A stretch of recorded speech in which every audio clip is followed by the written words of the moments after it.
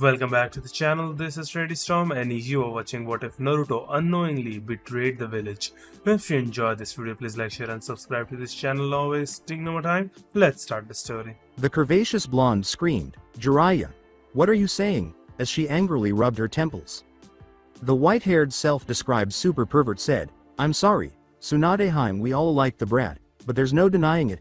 There was no sign of a struggle and he was completely pissed about not being able to go after Sasuke. Again I tried to find him, but he was just gone. He has never displayed that kind of stealth before unless he doesn't want to be found. That is still no excuse. You were supposed to be training him and making sure Akatsuki stayed away from him. I bet you just left him training himself as you went to your perverted peeping."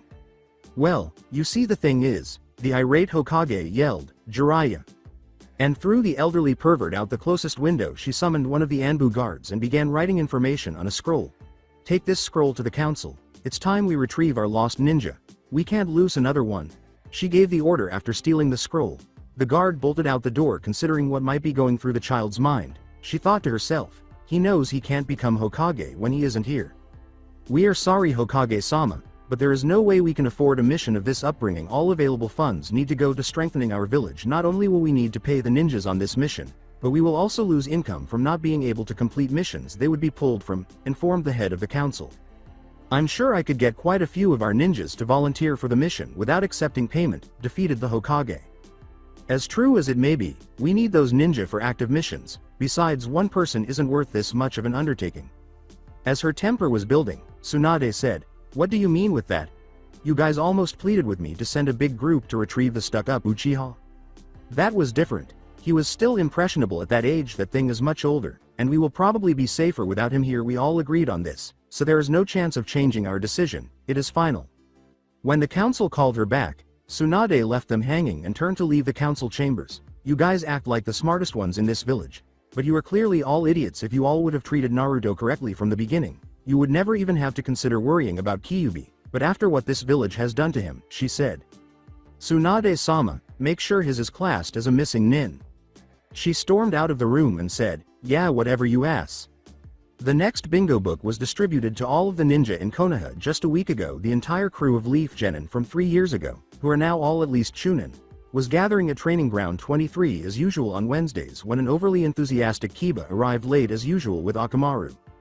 He yelled, "Hey guys, the new bingo book is out. I got you all a copy." Sakura slapped him on the head and yelled, "Kiba, do you know how to keep quiet?" As the others nodded in agreement and took their copies to review, Hinata said, "Thank you, Kiba-kun." At their own pace, the group sat around reading the book, occasionally pointing out different people when Hinata let out a loud gasp. Everyone's gaze was drawn to her because she appeared utterly enraged. As everyone shuddered at the sight of impending disaster from the always benevolent heiress, Hinata stood enraged. She stomps over to where the recuperating Kiba was sitting, her Byakugan flaring. The group gaped at the dark-haired girl's fury as she seized him by the neck and slammed him against the closest tree, keeping him there. "Kiba," she said angrily, omitting the customary suffix. Kiba gulped as the group retreated a few feet from her in terror. "If you ever play a prank like that again, I will break every bone in your body." As the Byakugan's all-seeing eye watched him, he stammered in terror, What did I do? I haven't pranked anyone in years."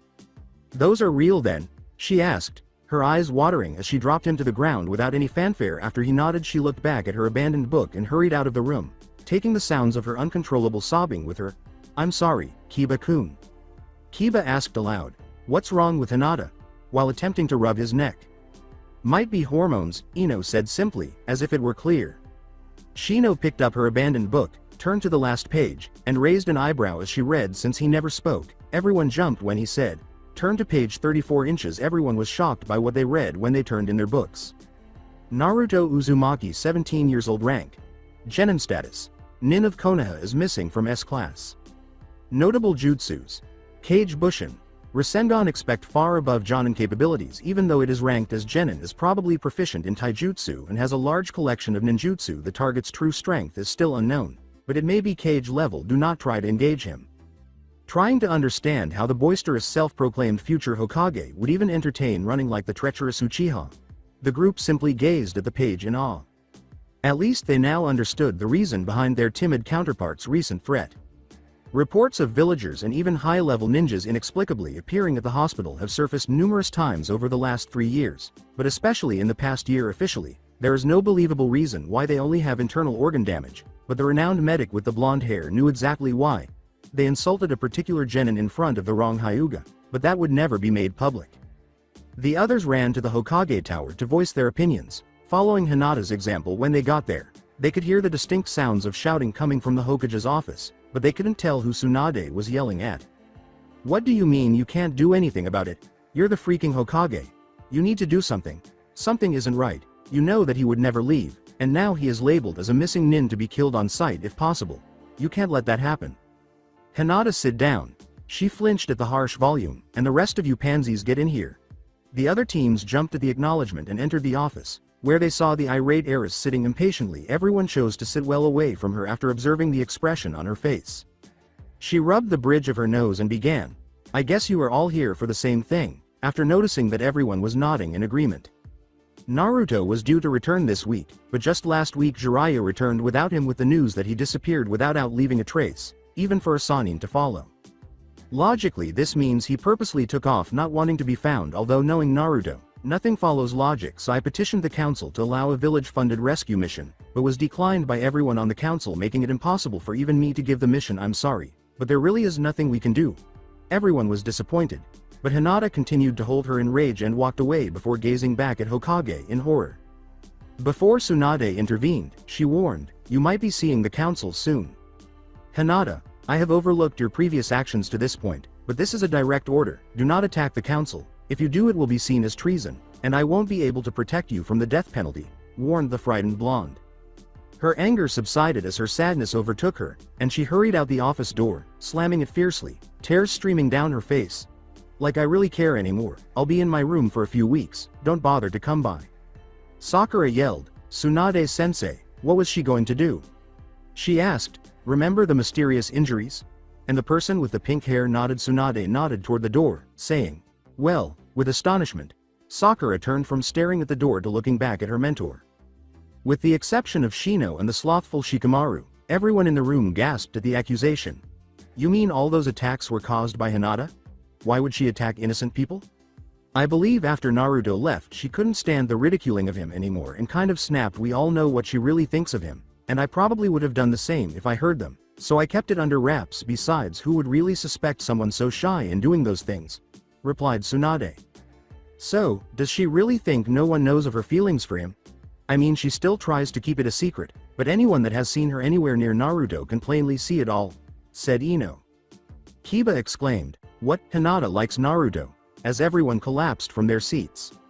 Sakura beat him on the head and yelled, "Kiba, you are possibly even more of a thick-headed idiot than Naruto.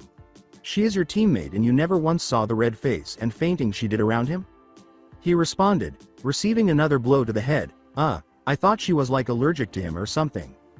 Shikamaru lazily remarked as he walked out the door, mumbling, "You really are dumber than Naruto. At least he has an excuse of not having a family. Why did you have to be so troublesome, Naruto?" Sakura, now displaying some emotion, asked, "Is there anything we can do? Tsunade-sensei? I can't lose another teammate." "No, I'm afraid not. Even if we convince him to return, he'll be surely executed. I just hope he finds what he is looking for, that baka." As they exited the Hokage tower, those who displayed emotion had a distinctly defeated expression, thinking about how they might have lost another ninja. The group dispersed and headed in different directions. A whole year has passed since the news broke that Uzumaki Naruto was listed as a missing nin. A pale-eyed young woman has been crying for her missing love interest every single day for the past year. Unexpected events have occurred in Konoha this year, at least according to the reports. An accident involving explosive tags left some council members with disabilities. Really, what else could have resulted in one member being embedded in a wall and suffering numerous broken bones, while the other appeared to be suffering from overloaded tenketsus but otherwise escaped injury? It isn't as though a powerful ninja blasted one through the wall while incapacitating the other, is it? The Hyuga clan also underwent some changes. Hanabi was proclaimed the clan's heir due to Hinata's insistence on being free to live without the caged bird seal in return. It didn't take the clan council long to decide in favor of the proposal. They were happy to have a strong heir and to no longer be connected to the weaker of the siblings. This was the best decision Hinata has ever made. She could now do things her own way since she was not bound by the Hyuga rules. She has clearly changed since then, and she made no effort to hide it from her father's scrutiny. She never wore the old jacket, for which she was famous. Again, she also developed a fierce determination that no one could explain, which is why she never stammered anymore, though she retained some of her underlying shyness that occasionally surfaced. Having little need for housing, she inexplicably, rightly, discovered a tiny apartment that was unrentable. She clearly knew what apartment she was renting because she was able to persuade the owner to let her rent it for half price, but only on the proviso that she would have to remove the last occupant's belongings, such as these odd orange clothes. The stove stopped working, and no one wanted to clean out the old refrigerator after it had been sitting for 3 years, so she used the money she had been saving to buy all new appliances and furniture. After everything was finished, Hinata felt as though she had a place to call home. A comfortable place for an individual or couple to start. The previous tenant was the only thing she felt was missing from her house. She always thought he would come in and say he was home, but he never did and probably never will.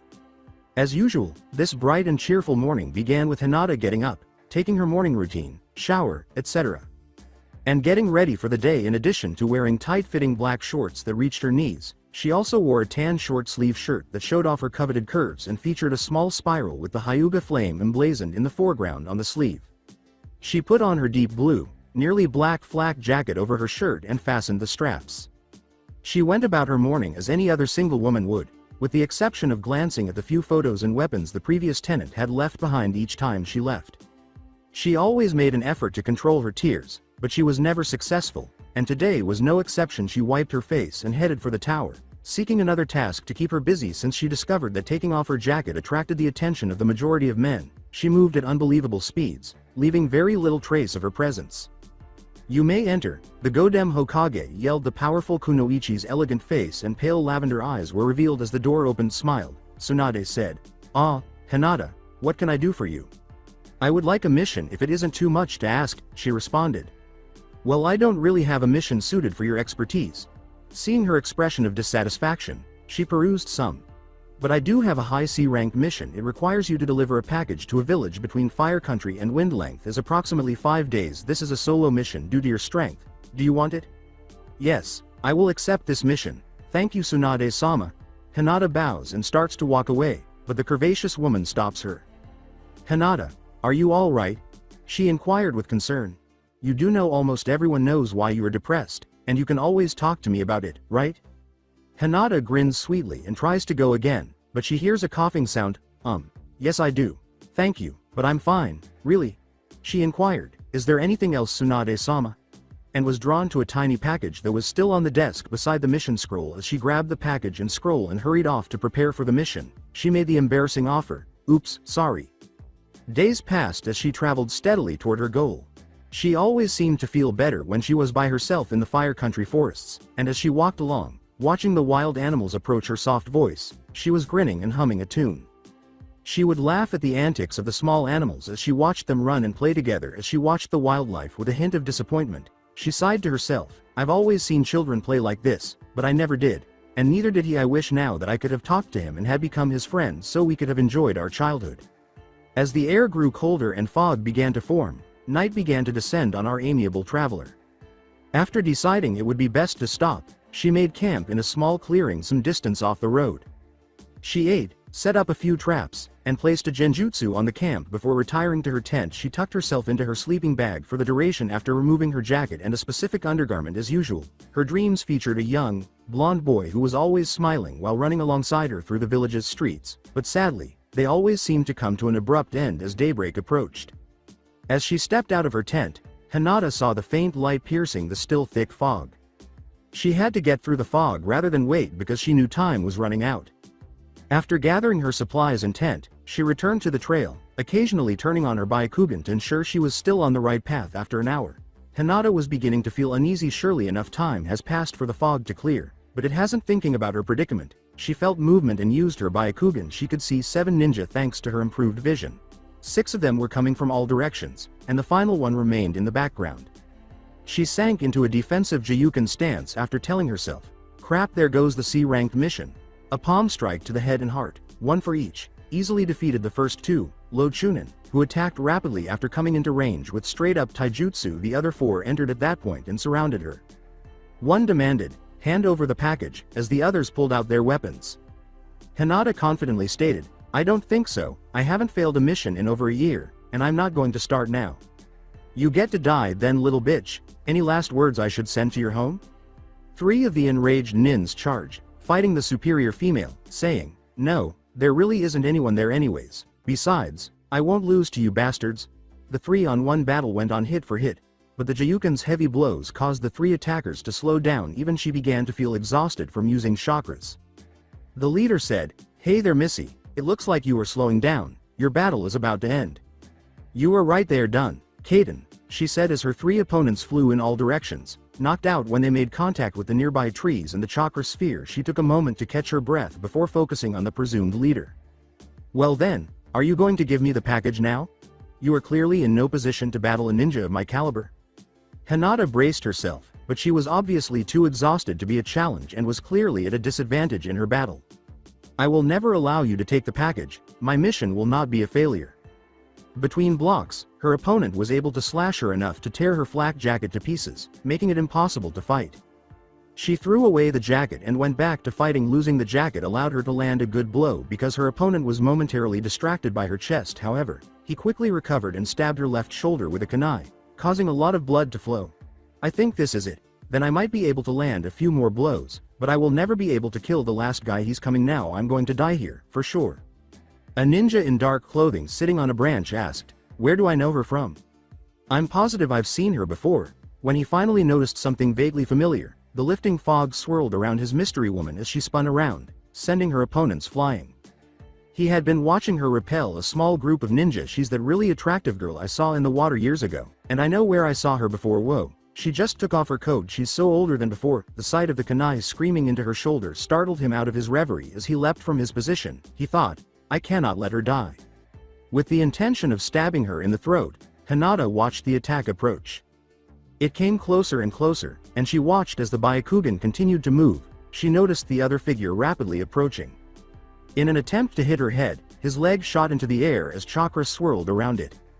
Fearing death, she waited for her thoughts to be quieted when she heard a thud in front of her and a shout, "Kitsune Kiku," which translates to, "Fox kicked." True original. Huh. She turned to face the source of the thud and saw a tall man standing over her opponent, facing him. As his head fell in on the side with a single kick, she lost the fight for consciousness after becoming lightheaded from the injury and collapsing into his firm, powerful arms.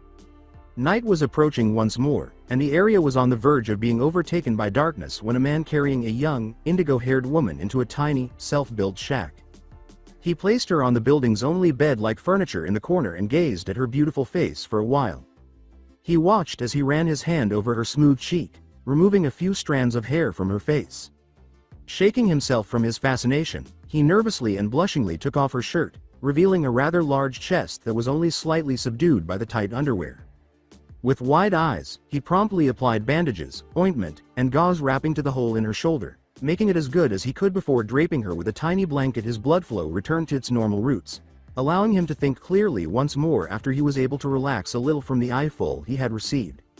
A few hours later, the modest shack is completely dark, save for a tiny candle that is burning next to the pale-skinned woman, giving her face a slight glow. Hinata wasn't sure where she was, but she felt oddly at ease where she was. She woke up slowly and groggily, but she moaned at the sharp pain in her shoulder. She heard a deep voice calling to her as she frantically tried to understand where she was and why she was not wearing a shirt.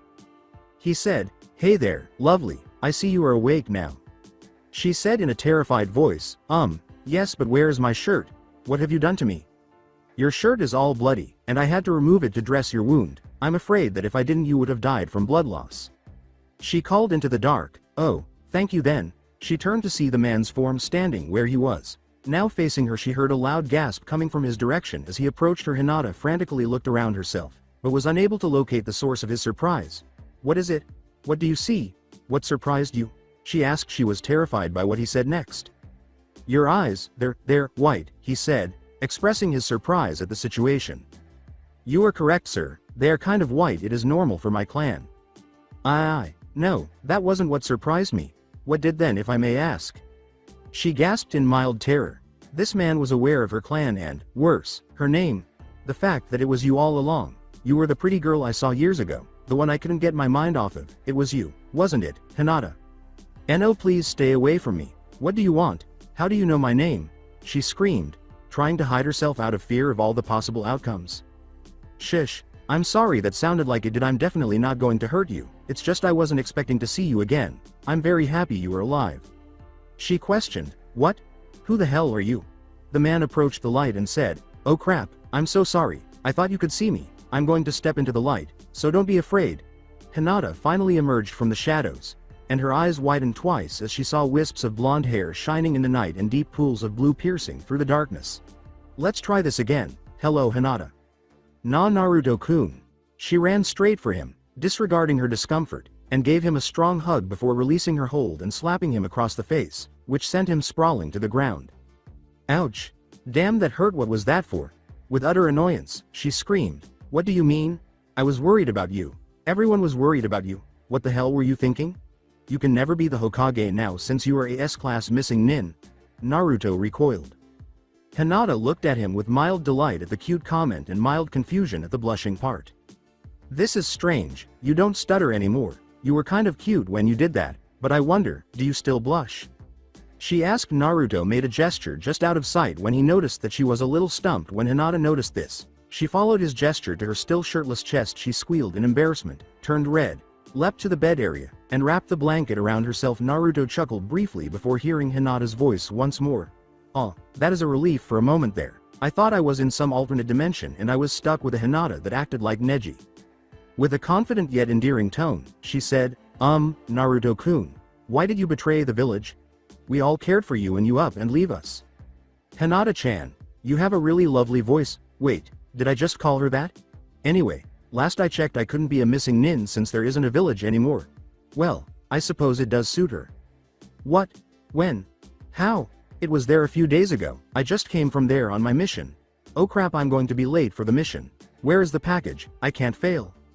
"Whoa, hold up a bit. I already delivered your package, and have the signature to prove it. But what are you saying? Over a year ago Konoha was destroyed. I've seen it with my own eyes," he replied with disbelief.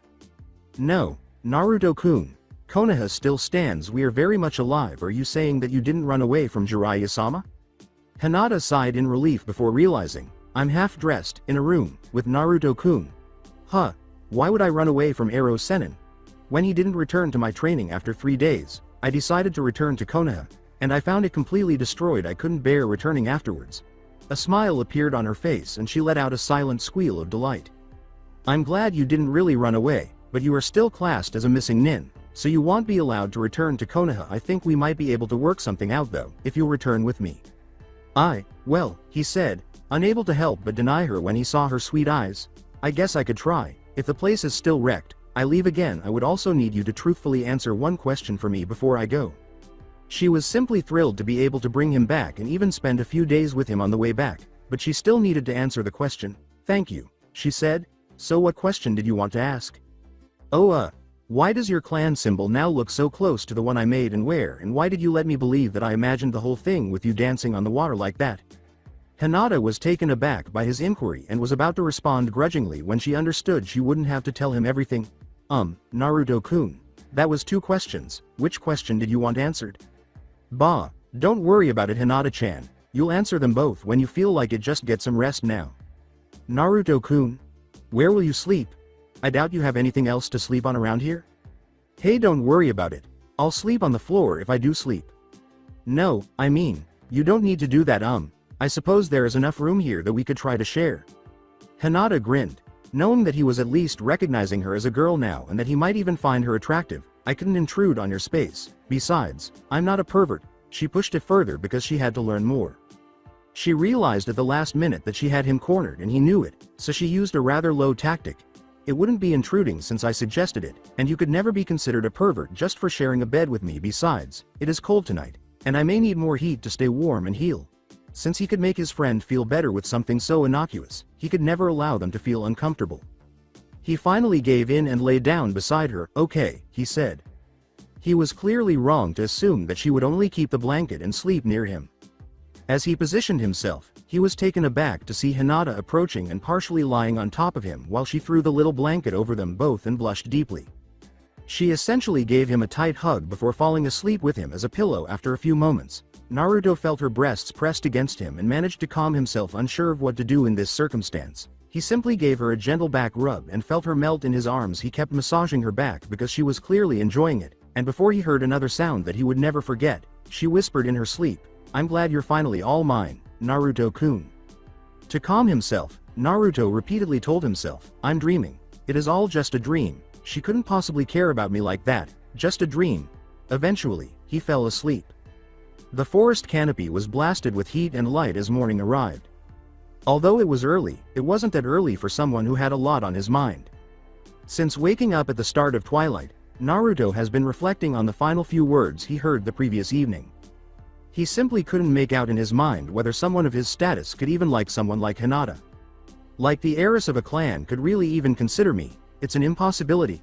Thoughts of a pink-haired girl were constantly on his mind, but the majority of them were of the dark blue-haired one. Even though he was now gently running his hand up and down the girl's mostly bare back while she lay on him, he continued to think about it. Additionally, he was unaware that she had been up for some time, simply savoring his touch. She gave up on her confused thoughts and realized she had to leave and formally wake up.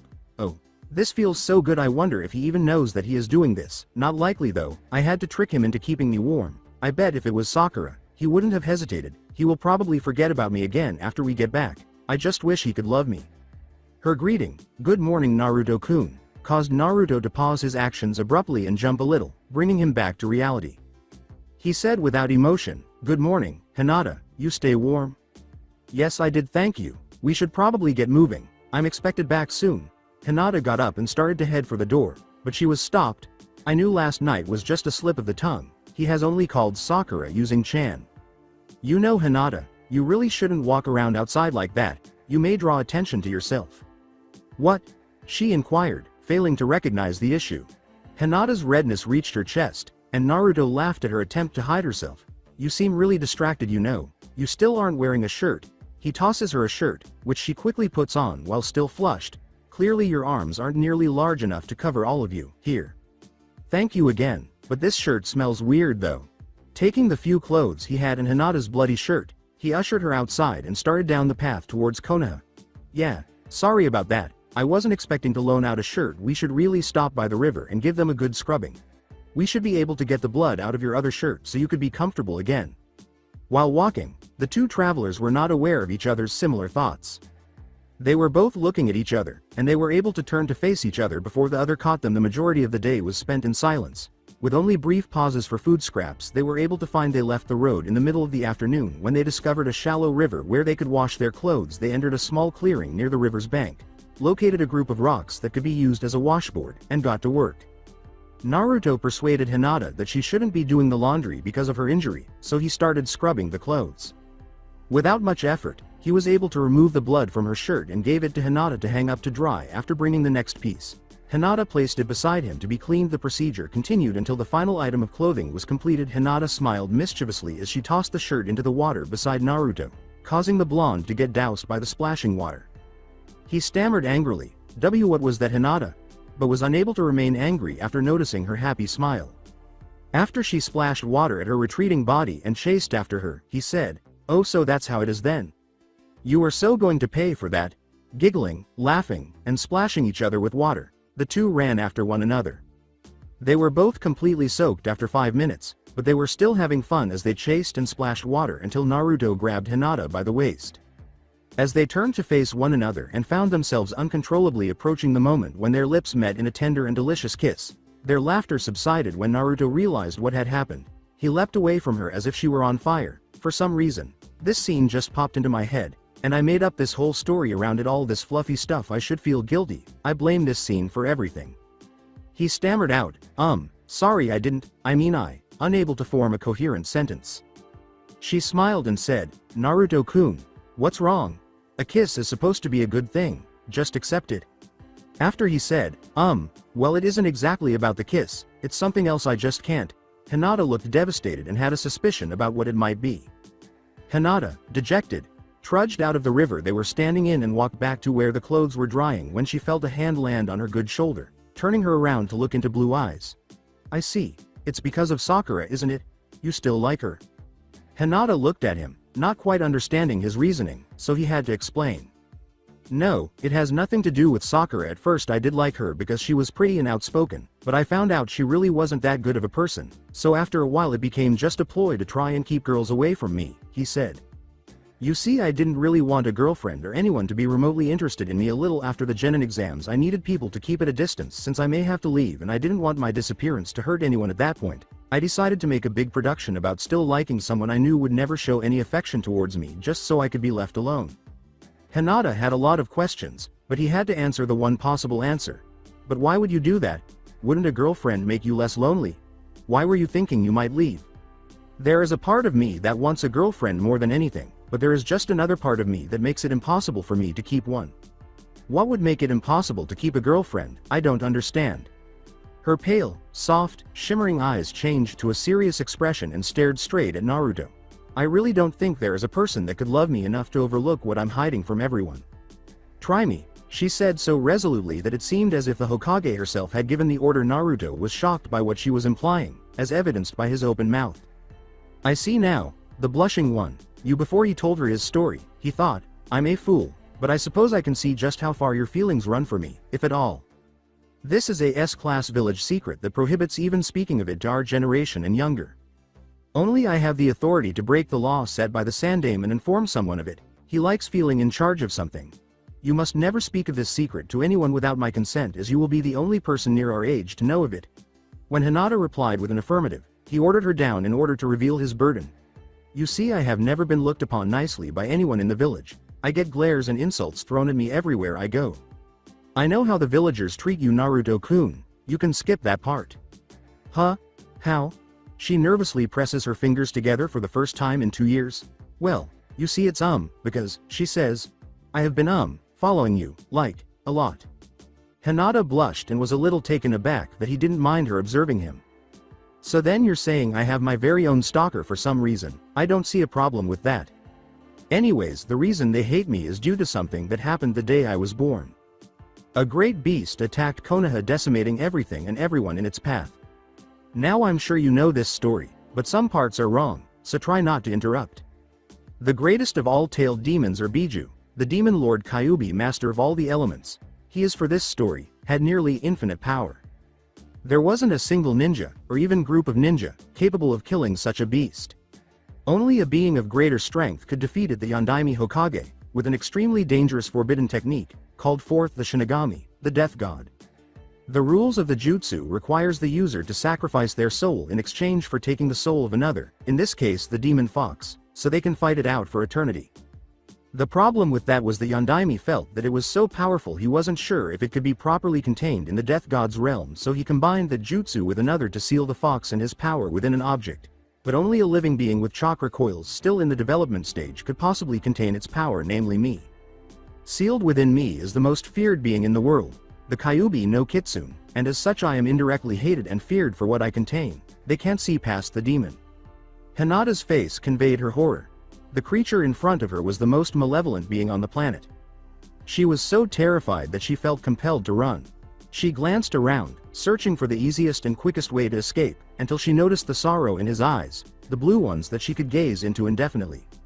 He knew that no one his age could truly care for him, so for the first time in a long time, he was crying as he bowed his head in defeat at her terrified expression. When Hinata finally looked at him, she saw a love-deprived man who was on the verge of giving up on himself, and the only person who could do anything for him. She could no longer stand it any longer. She needed to be strong for him right now if she was going to accomplish anything else in life. Naruto's eyes are still closed, attempting to block out the images of everyone's hatred, but he felt something brush across his face, wiping away his tears. His head was tilted up by a tiny, gentle hand beneath his chin, but he was still unwilling to open his eyes. He pondered what that might be until his query was addressed as he felt warm, humid air move across his face. His lips were touched by something smooth and soft, and he instantly recalled the last time he had experienced that touch, being kissed. Only her dark hair and the side of her face, where he could see a single tear trickle down her cheek, were visible. When his eyes snapped open, he closed his eyes to savor the moment, even though it wouldn't last, as a single hand slithered behind his head and held him closer to her lips. He wasn't objecting, and Hinata was in heaven as she kissed her lifelong crush. Since he was not a demon, she could only love him, so her fear was banished from her mind. Although she was content, She yearned for more, to truly demonstrate to him that this kiss meant more than just sympathy. In order to allow her tongue to touch his lips and request entry, she gently parted her lips. He was taken aback when he felt the moistness of her tongue move across his lips because he had never understood what it meant until he felt it wriggle past his lips. When she was given permission to enter, her tongue started to stray deeper until she felt his push hers out as his tongue now protruded into her mouth. She retracted hers in disappointment and was ready to break the kiss when she realized he didn't want to stop kissing but rather wanted to taste hers after a while of tongue-to-tongue combat. They both agreed it was time to end the relationship. Whoa, who would have thought it? The most beautiful kunoichi in Konoha was interested in a failure like me. I wouldn't have believed it even if someone told me. You even implied it and I still didn't believe it. What, beautiful? I don't think I'm that attractive at all. Hinata looked at herself and saw that her shirt was still wet and obviously more revealing in its state. And they call me the idiot. Have you really ever looked at yourself? You have always been the cutest and most beautiful, but between your shyness, that huge jacket, and that father of yours, no one could let themselves believe that you were. She jumped to her feet, flushed, and ran behind a tree before putting on her mostly dry shirt and returning to the open. So then, how much do you really like me? I mean, no one kisses a friend like that. I mean, wow. Well, well, you see, she tried to boost her confidence by telling herself, come on, you can do it. Just tell him, you've already made out with him, just do it. I don't think I even like you at all. I think it's more like love. Love? I guess that really does make sense now, but I'm afraid that I don't love you. Hinata felt her heart pound as he clarified, but that isn't because I'm not willing. You are a great person and I'd be stupid to ignore you or your feelings. But I don't think your father and the village would make it easy on you. My father doesn't matter anymore. I disowned them and I'm living on my own, and the villagers can just screw themselves of change, so no one will keep me from what I want. They packed up the clean clothes and headed back to Konoha. You really haven't changed all that much, you just got a confidence boost. Actually, a huge confidence boost. Come on, we need to be going. I now have someone to come home for, and as such I now believe Konoha stands as you said. They briefly conversed while walking, but they didn't discuss their relationship, to put it mildly. Hinata was perplexed. She was aware of his darkest secret and that he appreciated her appearance, but she was unable to understand why he seemed to be avoiding her touch like the plague. Nightfall is inevitable, so the travelers made the decision to spend the night asleep. They prepared a small meal using fish from a nearby river after building a small fire before Hinata decided to try sleeping by the fire. They had a brief conversation. She settled in and fell asleep as Naruto gazed thoughtfully into the fire's flames. In case you were wondering, Hinata's pack was lost after her fight, but they would have used items from it during the journey. I simply cannot understand you. Hinata, you claim to love me, and after seeing how you behaved around me in the past, I can now see why. The how and why are where I'm having trouble, even though it is totally beneath your clan to even consider someone like me. You are a talented kunoichi from a wealthy family, and you turned out to be a far better person than that foolish clan had intended.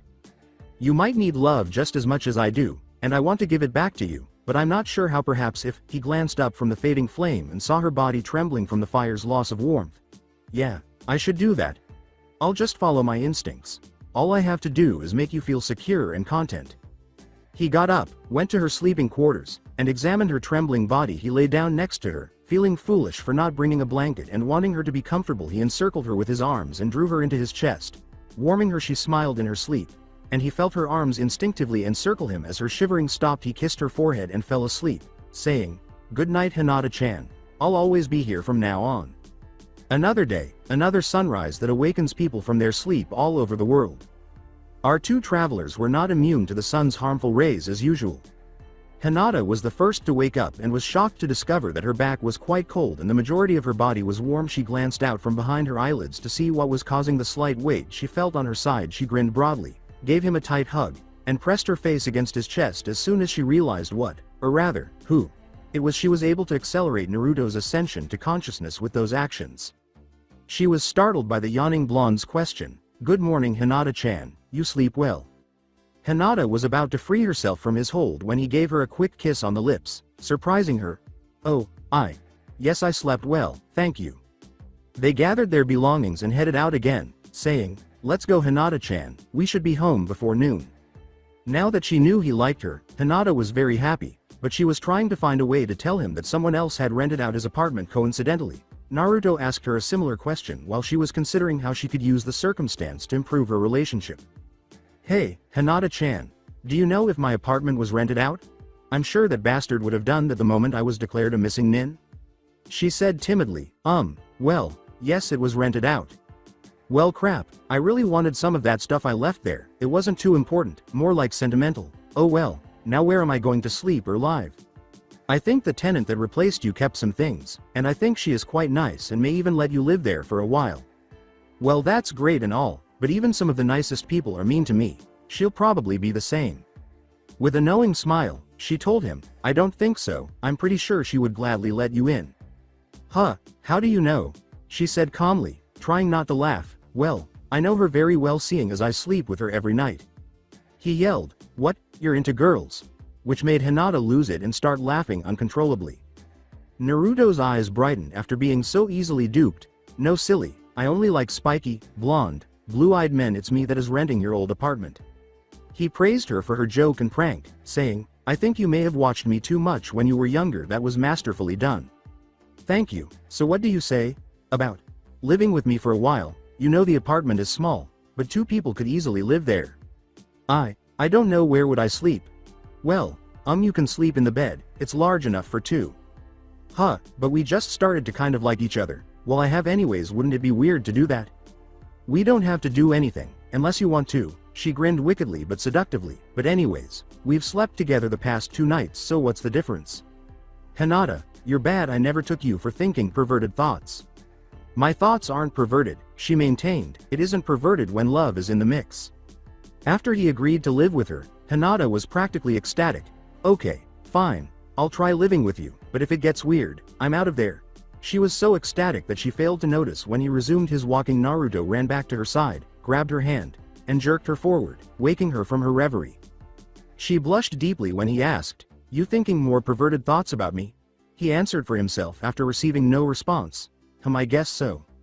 She continued to pout, which caused Naruto to smile, saying, no, I wasn't. I was thinking deeply about you. I don't see the difference, but that pout makes me want to kiss you. Why don't you then? She teased, causing him to halt and seize control of her tiny lips with a tender, warm kiss. Naruto held her hand and led her down the path to Konoha, saying, there, now we must get going. If we keep stopping every time one of us wants to kiss the other, then we'll get nowhere. They were finally making their way back home when the gates of Konoha appeared a little more than an hour later. She exclaimed, I can see the gates of Konoha, we're almost home. Hinata-chan, I only see rubble where the gate is supposed to be. What do you mean? I'm looking right at it, it is there like always. Well, I just see destruction like the last time I was here. Do you think something is wrong with me? Why'd I see something that isn't there? Veins near her eyes swell as chakra pours into them, triggering her bloodline ability. Let me check something. Byakugan. Hinata glanced up and down at Naruto and saw nothing unusual when a warm hand touches her temples. She responds, well, I don't say evidence of a genjutsu. What are you doing? Naruto leans over and kisses her temple, making her laugh. Oh, sorry, I have just wanted to touch your face when you have the Byakugan active. Those veins feel neat. Stop that, she said. That tickles. My skin is very sensitive there right now. He gives her another kiss on the temple and says, you know you still look beautiful with that active. I said stop, it tickles, she said, turning off her Byakugan while tugging at his arm while continuing to laugh. Come on, we need to get you to the Hokage. There has to be something going on with you and we need to get it fixed because I want a real date out of you. Alright, you know, I think I like the bossy Hinata, she's really sexy like that. Oh, shut up already, use a henge and change yourself, you don't want to be noticed, she told you. Naruto changed into a half-dressed, well-endowed blonde, but this one lacked the whisker marks that he usually wore. Yes, mistress, whatever you command, he joked, receiving a gentle slap on the shoulder. Like I always say, the best way to be unnoticed is to be noticed. If you get caught like that, I'll be tempted to not help you when Anbu comes. Bah. You worry too much, Hinata-chan. I'll be fine, but I did just think up an awesome prank that includes you, but you can't know it yet. It's just too good to share right now. Hinata dragged him over to the gates and said, whatever, let's go. The 2 large-chested babes were holding hands when the guards arrived, and they were so enthralled that they didn't even stop them to ask what they wanted. Hinata drugged him along, shaking her head, told you it would be easy. Around most adult males, a half-dressed woman always messes them up. Naruto felt uneasy as he looked around, saying, you know, Hinata-chan, this is really weird. I'm walking straight through rubble and ruins like it just isn't there. It's weird. They headed to the Hokage Tower with Hinata. Attempting to avoid as many looks as they could as they ascended the stairs to the Hokage's office, they discovered that a large number of eyes were fixed on them. Hinata muttered, "Why are they staring at us so much?" Hinata suddenly became aware of something. "Well, you are holding hands with another woman. Just imagine how they would appear if I kissed you." "That's your prank, isn't it?" "Yep, you in?" he said, grinning malevolently. "Definitely," she said, matching his smile with her own before they entered the office. "Hinata, you're late. You were supposed to be back yesterday, and who is that with you?" asked Tsunade. "I'm sorry, Tsunade-sama. I ran into a little problem. There was an ambush with 2 low chunin, 3 high chunin and 1 elite jonin. I could only take out the first 5, but I suffered a kunai to my shoulder and lost a lot of blood when I fought the jonin. I would have died if I wasn't saved by her." "Well, that is unexpected, but the real question is why are you holding hands with that woman? And are you saying that she saved you from a jonin?" She grinned and said, "Well, hopefully you can fix her. I want to go on a date as soon as possible." When Tsunade responded, "You what? Date, her you, huh?" Hinata took hold of the blonde with the blue eyes and began making out with her, tongues and all, saying, "Yep, I'm still trying to repay her for helping me." They went on until Tsunade coughed and cut them off. The Hokage asked, a little embarrassed by her candor, "So I see you have lesbian tendencies. I thought you liked men, but I guess that explains why you've had no boyfriends. But didn't you like Naruto? Was that just a cover for being a lesbian?" "Hey Ba-chan. Don't be calling my Hinata-chan a lesbian. Who are you calling old? I'm the Hokage.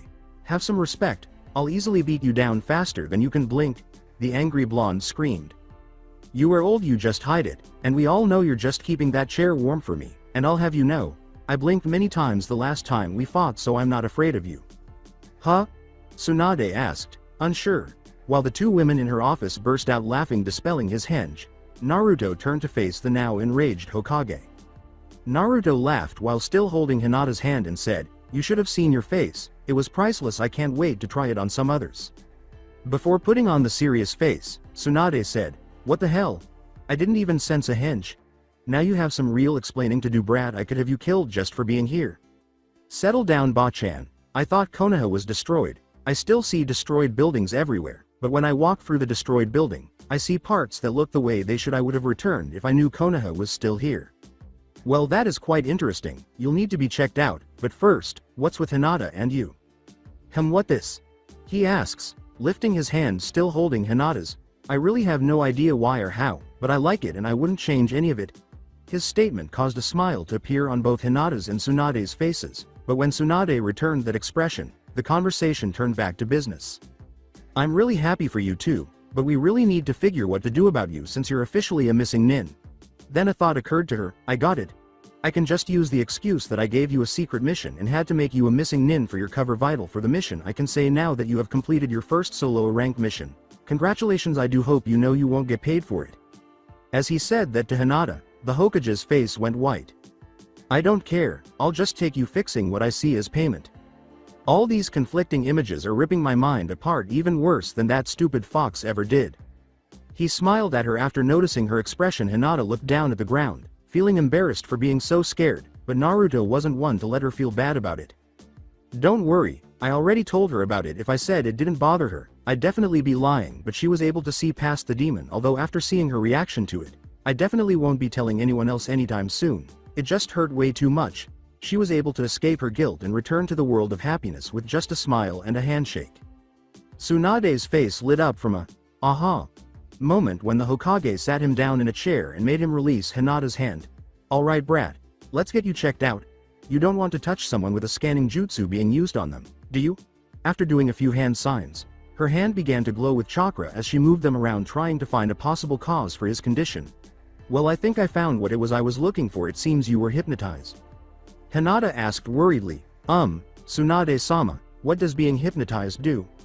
"Well, I guess you could say it is similar to a genjutsu, but it affects the brain directly instead of being just an illusion. With a genjutsu your senses see something that isn't there, whereas being hypnotized your brain interprets incorrectly what your senses see." The blonde who was stumped said, "Sure, yeah, gotcha. So how do we fix it?" The blonde Hokage saw his expressionless face and shook her head, asking, "You didn't understand a word of it, did you?" "Well, I guess the best way is to shock your system into resetting your brain." "Great Ba-chan, that sounds easy. What do I have to do?" She grinned malevolently as she observed his bewildered face and said, "Right now I have to do all the work, but you'll have your share of pain in this." The statement, "It is usually just a one-step process, but you tend to make things more difficult, so now it is a two-step process." Step 1. I apologize to someone. "I'm sorry, Hinata." Step 2 was made before Naruto could question the method or inquire as to why she felt the need to apologize to Hinata. He was knocked back and embedded in the concrete wall behind where he had been sitting when Tsunade's fist struck him. Hinata went to save him because she was so concerned about his safety. With concern, she caressed his hair and placed his head in her lap after removing his unconscious body from the wall. "Tsunade-sama, why did you hit him so hard? You could have killed him." "Like I said before, I'm sorry, but I did need to hit him hard enough to knock him out, and with his hard head, I needed excessive force to get the job done. Don't worry though, he should come to in about half a day or so, even with his ability to heal." She had just finished her brief apology when she was shocked to see what was happening. Naruto opened his eyes weakly and coughed violently. A smile spread across his face as he noticed Hinata staring at him after giving him a tender kiss on the lips. Hinata assisted him in standing up. Naruto stood up and gave Tsunade a direct, slightly irate look. The entire city was still intact when he looked out the office window, and he caught a glimpse of something nearly horrifying. "Damn it, Ba-chan, that really freaking hurt. You could have just warned me. Instead I get treated to an Arrow Sennin special. I have half a mind to," he said. The busty Hokage was clearly moved by the statement. "Holy hell, that has to be the worst face I could imagine seeing up there." Have to say that face on the mountain has got to go. It's disturbing. As she stood there looking enraged, she quickly punched Naruto with her cocked fist back. But all she felt was air when she realized he was no longer there. She sighed in exasperation and went to sit down in her chair again, only to fall on her backside after finding nothing but air. "I'm going to kill you, brat." He turned away from Hinata and saw that her face was twisted with anger. "Oops, I went a little overboard. Come on, Hinata, let's scram. This could get ugly." "Nope, it already is ugly. Run, Hinata. She's going blow." Tsunade tried to calm herself, and she was getting better slowly, until a spiky blonde head appeared in the doorway.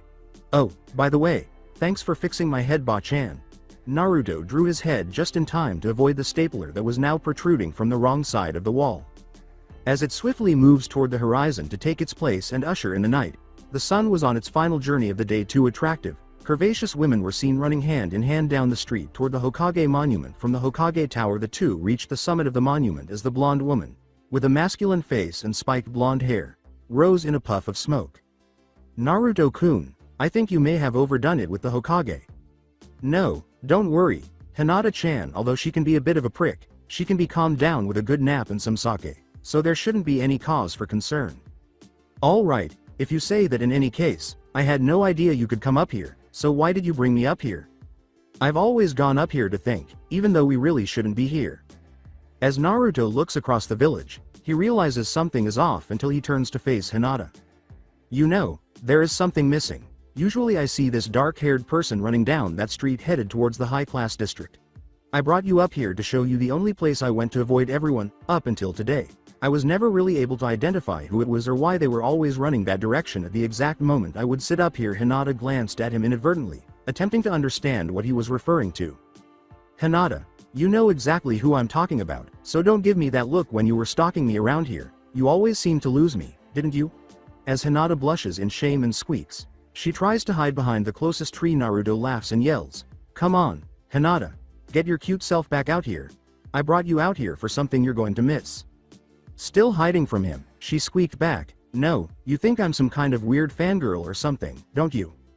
Tears threatened to fall from her eyes until she felt warm hands slide across her abs and over her hips before they stopped and pulled her tightly to a warm mass, causing her tears to fade. She peeks around the tree to catch a glimpse of him but regrettably realizes he is no longer there. She felt sad because she thought he had abandoned her because he was uncomfortable with her spying.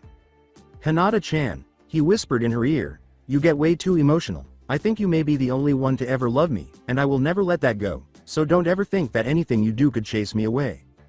Naruto released her and sat down at the base of the tree. When Hinata sat down beside him, he reached out and pulled her into his lap, and she squealed in surprise. He wrapped his arms protectively around her, allowing her to relax for a few moments before he shook her form and gestured for her to look up. She stared in the direction he pointed, wide-eyed.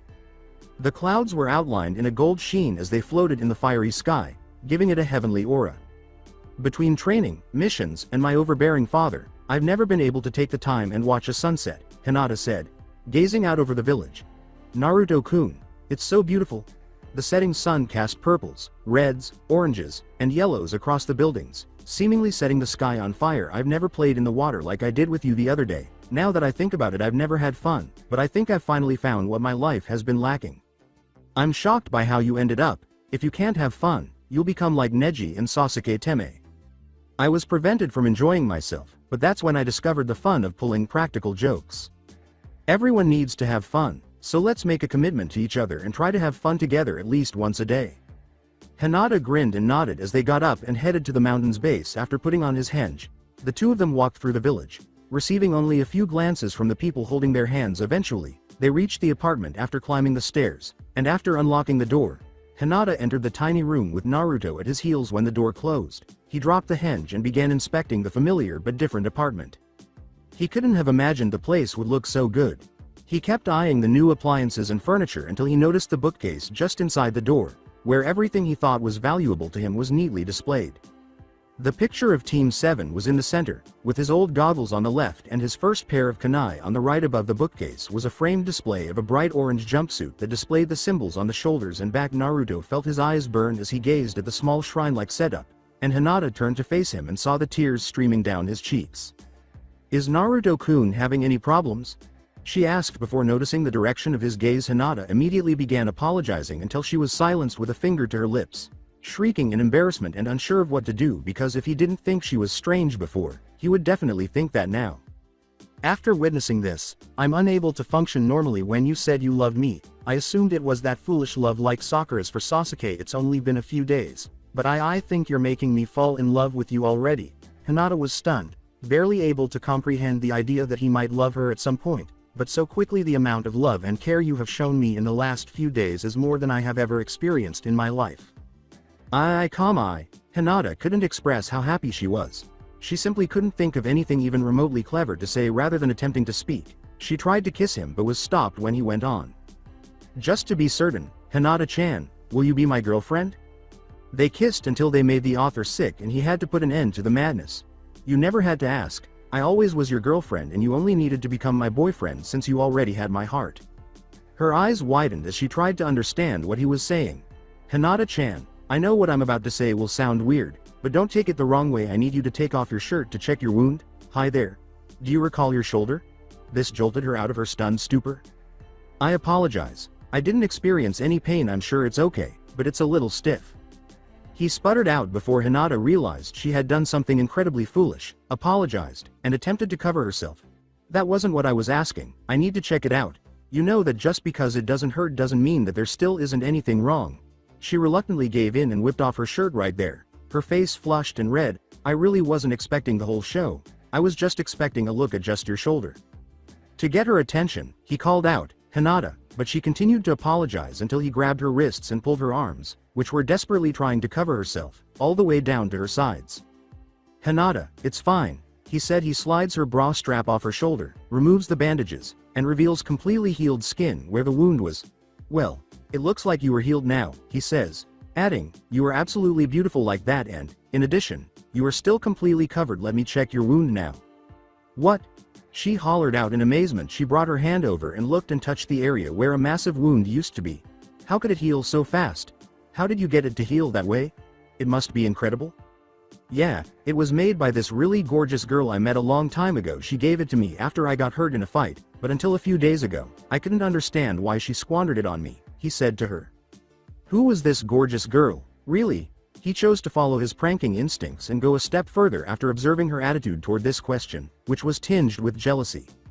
He looked up as if he were dreaming and said, "Well, I suppose you could say she was amazing. She was the sweetest person I had ever met, incredibly strong, and had a wonderful personality. After a few years, when I saw her again, I realized how much I liked her and asked her to be my girlfriend." Hinata appeared a little irritated that he had asked another woman to be his girlfriend. "What then did she say?" she pleaded. "Well, it was the weirdest thing. She said yes, kissed me, and then ripped off her shirt like a maniac." Hinata's expression had changed to one of confusion, which made Naruto laugh. He took a small brown jar of ointment from his side pouch and gave it to her. It was the ointment she had given him during the Chunin exam. Hinata was clearly embarrassed now, and it was evident from the red color that spread throughout her body until her stomach began to turn pink. I didn't rip my shirt off like a maniac, she said, and my ointment was never that good. For me it was. I found that the moment it came in contact with my wounds I healed instantly, he said. So I found out that if I put some of my chakra into the wound with the ointment, it heals others exceptionally fast. Well, I'd like to make some more. Could you put some of your chakra in it with mine? We may have a great salve that can save lives, she exclaimed with excitement. Hinata-chan, I had no idea you were so passionate about medical topics given your apparent expertise in that area. Could you please tell me the best method for relieving shoulder stiffness? He inquired. Well, I suppose the simplest way is to simply massage the muscles until they become less rigid. Why are you asking? Well, isn't your shoulder a little sore? I simply believed I could assist you with it. You're not required to, she said. I'll be all right. Then picked up her shirt and shouldered her strap once more, only to have her wrist seized once more. I want to, but I know I don't have to. Hinata considered it, and her conservative side told her to go ahead and accept his offer of a free massage, while her rebellious side told her to let him touch what and where he wanted. Clearly, she couldn't refuse with that kind of logic. She dragged him nervously into the bedroom and took out an unopened bottle of massaging oil from the closet and handed it to him, saying, "Use this, it'll make it easier." Then, she laid flat on her stomach with her left shoulder toward the edge of the bed, and Naruto, who was also nervous, stood by the edge of the bed, slipped her strap back off her shoulder, and warmed his hands with some of the oil before he began kneading the muscles in her injured shoulder until he felt the tightness go away with her little, quiet groans of relief. Hinata-chan, how are you? That was excellent, but I have a question for you. Sure. Is there any way you could do my entire back? Additionally, those muscles feel somewhat rigid. Why not? I'd be happy to. All right. Would you mind turning around for a moment?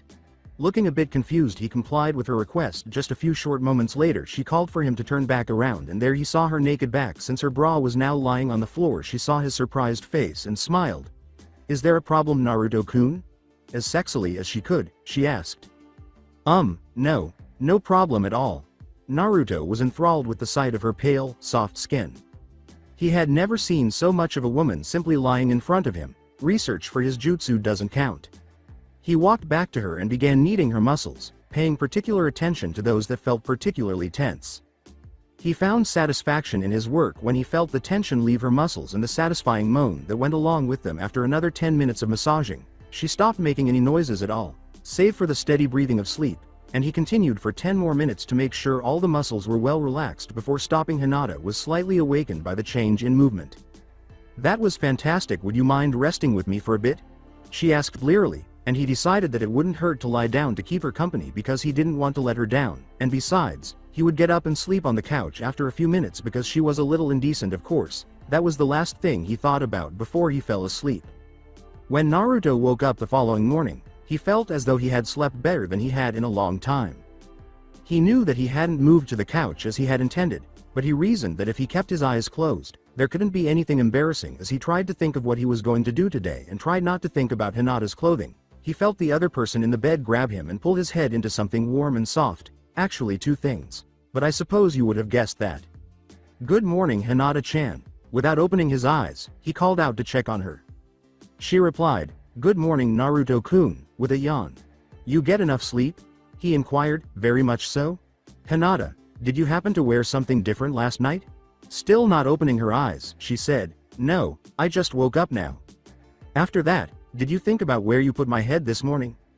No, I simply wanted to get closer to you, so I. When Hinata realized what she had done, she frantically looked for clothes while Naruto's head was dropped hard onto the bed. I'm sorry, Naruto-kun. I didn't mean to do that, she said. Hinata-chan, you don't have to apologize. I know you did it accidentally. Hinata found some clothes and hurriedly put them on, smiling when she saw Naruto's eyes still closed. Most men would be trying to get a look at a mostly nude female body, and here she is, right in front of probably the only person courteous enough to give her privacy. It didn't bother me in the least because we all know he enjoyed it. What guy wouldn't? I have the next few days off, so what would you like to do today? She said, watching as his eyelids opened to reveal those dazzling blue eyes she loved so much. Well, it appears that I need new clothes. After coming back here, I realized how badly my clothes were damaged, even though I had assumed I was getting by with what I had. In addition, I don't want to be a girl all day, so I believe it would be helpful to find something to cover my face until my return is announced. After that, perhaps we could gather our friends and play a practical joke on them, just like we did on Tsunade.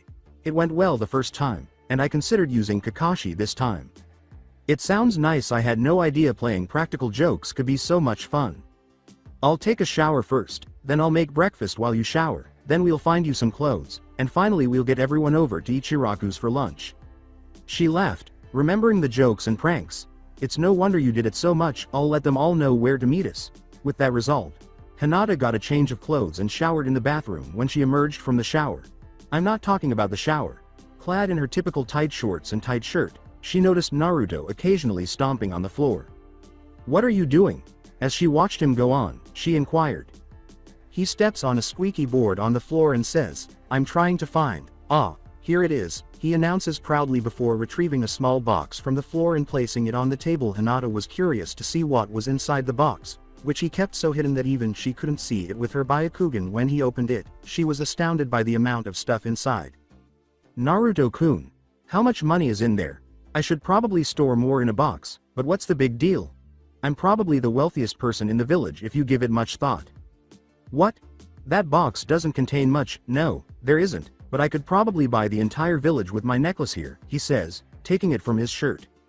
Hinata nodded in acknowledgement before getting up to take his turn in the shower. Before he did so, he took a serious look at her body. Without her knowledge, it is a very rare crystal that the first Hokage made into a necklace and gave to his granddaughter Tsunade. She lost it to me in a bet. If I'm wrong about a detail here, who cares? After taking a shower, Naruto entered the kitchen area and was greeted by a pleasant scent. He smiled and gave his girlfriend a cheek kiss, saying, Your cooking smells wonderful, Hinata-chan. They sat and ate their breakfast. What they ate is up to your imagination. Naruto remained silent as he was busy eating, and Hinata smiled as she watched him eat with joy. Thank you, Naruto-kun. Now sit down and eat. They finished eating, put the dishes in the sink, and left the apartment. Naruto-kun, you haven't really said much this morning. Is there a problem? Nah, I was just thinking, and yes, I do think now. I wasn't going to dispute that, but why were you so focused on it? It was really about you. I don't understand how, in such a short period of time, I went from hardly knowing you to wanting to stay by your side. They both laughed a little. It doesn't seem normal to do that, but then again, I defy the meaning of normal every day. Just try not to overthink it. Where your life is heading, are you at least content? Actually, I've discovered that being Hokage isn't the most important thing on my list of desires at the moment. I came to see that knowing I was loved was enough to make me happy with my life. When he saw Hinata's face light up at that word, he laughed and shook his head, saying, You might be ready for that in a few days, but I'm not quite there yet. He caught a glimpse of her shoulder and understood the meaning of her new symbol, which was a combination of hers and his, as if they were already married. I'm sure that will happen too, but I just need to catch up a bit, he thought as they left the apartment. Naruto transformed back into the blonde bombshell using henge, and after taking Hinata's hand, they headed to the shopping district. Naruto wondered why he had never considered doing this before as they made their way through the crowds. Sure, he received some lecherous smiles, but he never once saw or heard an insult or an evil glare. The best part was that they were welcomed into every store they entered and were never thrown out. He got to see the inside of shops and stores he had no idea existed in the village. It was like a whole new world as he looked at everything with childlike eyes, and while he was having a great time, Hinata was also having a great time watching her love try things he had never done before. Of course, she admired some items in between, grinning at his enthusiasm. After enjoying their time exploring stores, they realized their true purpose for being there. To find some clothes. Hinata took Naruto to the location where she always goes to get her clothes, and when they entered the enormous store, he almost lost it. It was 2 floors long and filled with almost every type of clothing you could possibly want, and if they didn't have it, they would make it for you. It's great to see you again, Hinata-sama. Is there anything I can locate for you? Said Mina, a small female salesperson. We're merely trying to find my boyfriend. Something. Did I not tell you to stop referring to me as Hinata-sama? You're correct. Hinata-san, I apologize. Is your boyfriend present? After noticing her still female boyfriend, Hinata blushed slightly and replied, I would like to meet the fortunate man that finally managed to get a hold of you. Since he is a shinobi, he could be anywhere, but he is around here somewhere until he shows up. My friend and I will shop for him. Excellent, Hinata-san. I'll be available if you require my help. Mina bowed and vanished into the rear of the store. Hinata drugged her boyfriend around the store with little objection because it was his idea, and they found a lot of things that caught his eye, most of which weren't orange, to Hinata's relief. Naruto took a lot of clothes into a dressing room and tried on different combinations until he found something he liked, wearing a dark orange shirt because that was his color, durable black pants with built-in kunai holsters and lots of other pockets, think cargo style, and a black trench coat to complete his outfit. As he emerged from the dressing room, he saw his girlfriend's blushing eyes and a shocked gasp from the saleswoman who ran towards them. "I suppose you were waiting for someone special, my dear Hinata-san," the saleswoman said. "If I didn't know any better, I'd say he was a descendant of the Yondaime himself." Hinata simply stared at Naruto, realizing how accurate those remarks were, but she put them on the back burner for further consideration. "Thank you, Mina-san. I always knew I picked the right person for me."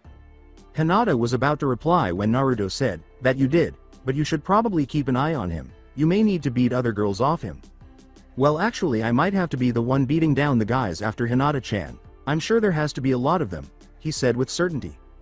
The owner rushed up to them after the saleswoman had finished speaking. "Ah, yes, that is true, but you shouldn't have a problem with that."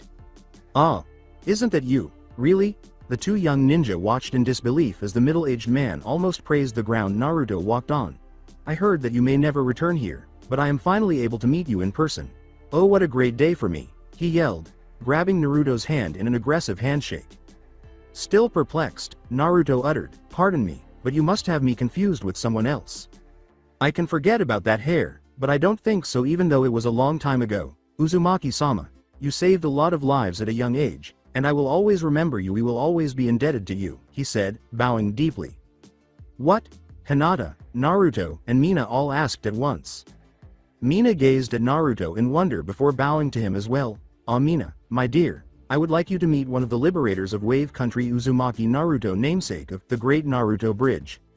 You guys can now stop doing that. I guess it was merely a job, a part of my responsibilities, if you will." "No, you are mistaken there. You were only supposed to keep Tazuna, the master bridge builder, safe, but you went above and beyond by giving us all hope through Inari-kun," Mina said. "How about this, then? I'll be sure to return here for all of my needs if you guys stop bowing and referring to me as Sama. You have yourself a deal, Uzumaki-san, but you must accept those clothes as a token of our appreciation," requested of the owner.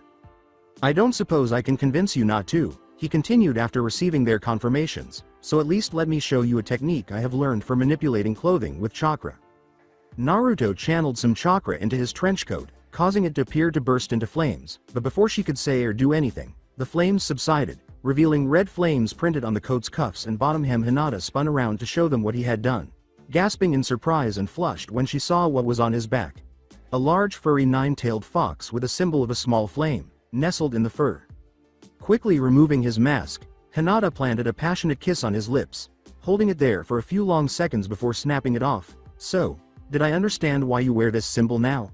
As the owner and his daughter approached the door in conversation, they were still standing there, looking in awe of the clothing change. "Yes, but you can only wear it if you will follow through with it in the future. Marriage," she said, waking from her daze. "You can be sure of it, but perhaps in a few years. We are still too young, in my opinion." "That's not true. My mother was married at 17 and I was born when she was 18 inches, she told him so. "But whoa, that's pretty young. Hey, why are we discussing marriage once more? We're talking about that, and it's been less than a week since you found me. You moved very quickly to think that you would likely want to get married by the age of 13 if I had discovered your feelings when we were 12. "I think you're correct about Naruto-kun," she laughed. "Once I know I have you, I'll make sure you have no way out." "That phrase should easily scare off guys, but it just makes me want to be with you more," he said, shaking his head in bewilderment. "I never imagined that you or anyone else could love me until 6 days ago, and now I'm thinking about getting married. We will have 2 children by next week if everything proceeds as planned. Even you are aware that it cannot occur that quickly, so where did you get the knowledge to change your clothes colors like that?" She changed the topic for him and asked. "That is probably one of the few perks of having an over 9,000-year-old fox stuck in you. So he imparts knowledge to you." "Not really, he is a complete jerk, but occasionally I get some memories that aren't mine and I pick up some knowledge anyway. Let's get started. I have some people to trick you. Called everyone to gather, correct, Hinata-chan?" "Yes, they should all be there in about another 15 minutes or so." With a "Great, let's go" response, Naruto replaced the henge, and the two women resumed their journey through Konoha's streets to Ichiraku's ramen shop. "Hey everyone!"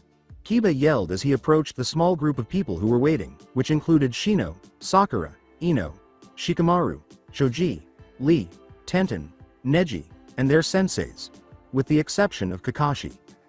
"Does anyone have any idea why Hinata brought us here? She never arranges these meetings, especially since it's not Wednesday, so even though it's great to get together with you guys, there must be a reason," Kiba asked. When you're a problematic woman, who needs an excuse? Shikamaru responded languidly, and Choji ate some chips beside him in comparatively quiet silence as the group's female members yelled and attempted to dismantle him. Kiba caught everyone's attention when she said, "Hey guys, there's Hinata, but she's with some other hot chick." When they arrived at the group, Hinata said, Hi everyone, I guess you all would like to know why I asked you all here? It's probably too troublesome anyways. Whatever Shika, we all know that you are dying to hear the answer like the rest of us. So go ahead Hinata, persuaded Ino to comply. Alright, he said, I met someone during my last mission and we kind of fell in love. Everyone fell silent in shock, and they were all essentially wondering how they were going to do it. Well, I guess we got talking and somehow we found out that we wanted to be with each other, and earlier today we even got on the topic of marriage. I made the decision to bring her over to greet you all. This left everyone in even more disbelief. Her? You mean the blonde next to you will be your spouse? I don't believe it. Oddly enough, Shino made the question, which would have taken everyone by surprise if they weren't all interested in the same thing. The whole group's jaws dropped to the ground as Tenten had to try to keep Neji from choking on the air he was breathing but had trouble breathing herself. Yes, with the blonde next to me. Let me show you if you think I'm lying. Hinata moved closer to the blonde and pressed her lips to hers to begin the kiss, which was intensified into a full-on makeout session. At that moment, Kakashi appeared in a puff of smoke.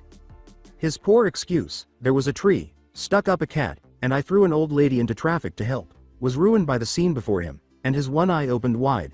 Sorry, I'm late. I was. The silver-haired Jonin caught a glimpse of something, and then his eye returned to normal and he laughed. He has gotten good, real good. I nearly missed it. As Kakashi took out his small book, everyone's gaze shifted to him until laughter brought them back to the couple.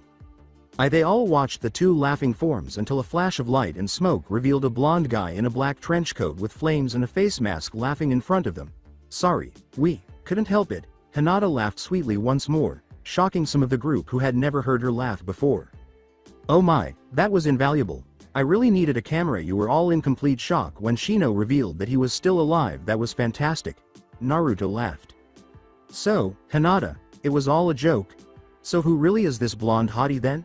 Ino asked, and after receiving a nod, she leapt to her side and ran to stare at the blonde. She took hold of his arm and held it against her body, which naturally infuriated Hinata. When Hinata gave her a fierce look, she instantly released her grip and fled back to her table in terror. Hands off Ino. Only the part about him being a female was a joke, not anything else. So, Sakura began. You're interested in this guy, aren't you? What about your other love? Did you never really feel anything for him, or is it just that you like blondes? Hinata grinned and said, No Sakura, I love them both. Hinata, you must choose between the two of them. You cannot simply love them both. It's impossible to want both Naruto and this guy, Sakura retorted.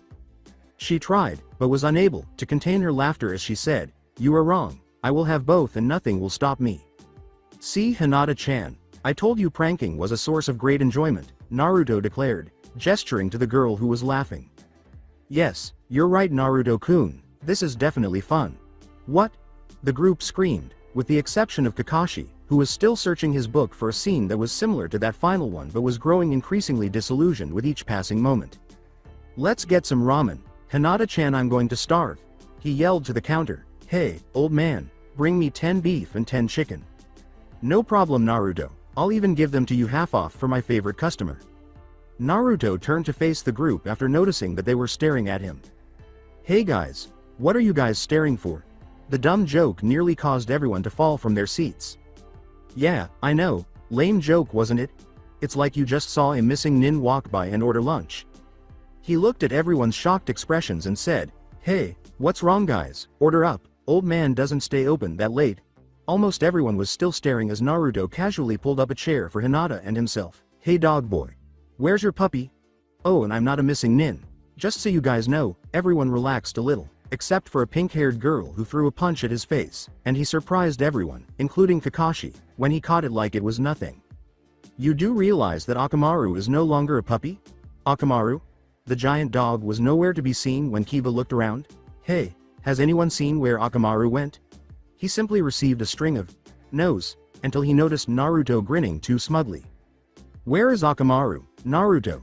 Half of the group turned and discovered that, although the giant dog was whimpering, Akamaru was in fact in a tree with a cat. I think I saw him in the tree outside with Kakashi's cat. Naruto. Screw you. Cats frighten him. The name of the Dayamo's wife's cat made everyone cringe, but they all genuinely wondered how the dog got into the tree without anyone noticing. Well, he's like 5 times the size. Why should he be? Maybe he met up with Tora when he was younger. The group ate and chatted for a while until Tucci, the owner of Ichiraku's, kicked them out to close down shop. The group said their goodbyes. The senseis left hours before they needed to do their own things, and they parted ways, leaving the new couple alone in the cool night air. Maybe a short reunion. But it was fun to write. After Kiba had to save Akamaru, the shock subsided and the questions about his disappearance and Hinata's relationship erupted. So, is there anything else you would like to do, Hinata-chan? No, not really, let's just walk around a bit before heading home.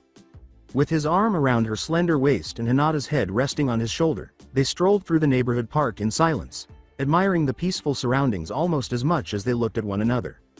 Since it was growing colder outside, Hinata simply led him back to the apartment rather than expressing her displeasure. Once inside the tiny apartment, Naruto took off his trench coat and hung it on the coat hook, where it was returned to the store, bought solid black, and took off his mask. Hinata then went into the bedroom and changed into her sleeping clothes, while Naruto sat on the couch, threatening to fall asleep. After changing, Hinata opened the door once more and let her boyfriend in. She threw aside all her inhibitions and jumped into his arms, kissing him passionately without slowing down. She inched him closer to the bed, and when she thought he was close enough, she forced herself to fall backwards onto the bed, pulling him down on top of her without even breaking the kiss. They continued kissing until Hinata became bold once more and rolled them both over, so that he was holding one in each breast. He quickly broke the kiss and met her eyes. As he told her, "I'm not ready for this, Hinata, we should stop." "Why? Am I not attractive enough?" With disappointment, she inquired. "No," he squeezed her, making her squeak. "Do you recall where his hands are?" What a pervert, or perhaps just a guy. That isn't it at all. We seem to be going too quickly, in my opinion. Even though I've said it before, you mostly disregarded it. I'm just a different kind of guy, but I think almost every other guy in the world would be swooning to be in my position right now. I don't want to have only touched the surface of this thing called love on our first date. When that occurs, I want to be completely in love with you so that it means something, okay? He remained lying beside her after rolling her off of him. "I apologize. I keep forgetting that this is a real situation and not a dream in which you are powerless. My desire to be with you has been so strong that I never gave it much thought. I will wait until you're ready, but please don't keep me waiting indefinitely. I'm happy you want it to mean so much." He kissed her cheek and closed his eyes to sleep, only opening them again when he felt Hinata cuddle up close. "That's a deal, my beautiful Hinata. Actually, I'll make that a promise so I can't break it." They both relaxed and fell asleep. Since the couple was awakened earlier than they desired, the evil light that signified morning never had the pleasure of attacking their optics. Tiny webbed feet contacted their faces, waking Naruto and Hinata from their slumber. Her eyes opened to reveal the face of a bright orange toad, and she let out the loudest noise anyone had ever heard. From the bashful Hyuga still screaming, she leapt to Naruto's side, placing him between her and the toad. "How many times have I told you not to wake me up like that, Gamakichi? Damn it, you've now gone and frightened Hinata-chan?" Hinata peeked shyly over him and gave the orange toad a curious look. Gamakichi said, "Oh my bad, sorry Miss Hinata," adding that he had no idea Naruto had a girl. "I'm Gamakichi." Hinata winced a little as he began speaking, but she managed to stop him right away. "Well, nice to meet you. Why are you in our bedroom, exactly?" Hinata inquired. "Oh, so you two live together? Oh, I was sent by the Hokage and Ero Sennin to fetch you two for something about hypnotizing or something," he said, making them both blush a little.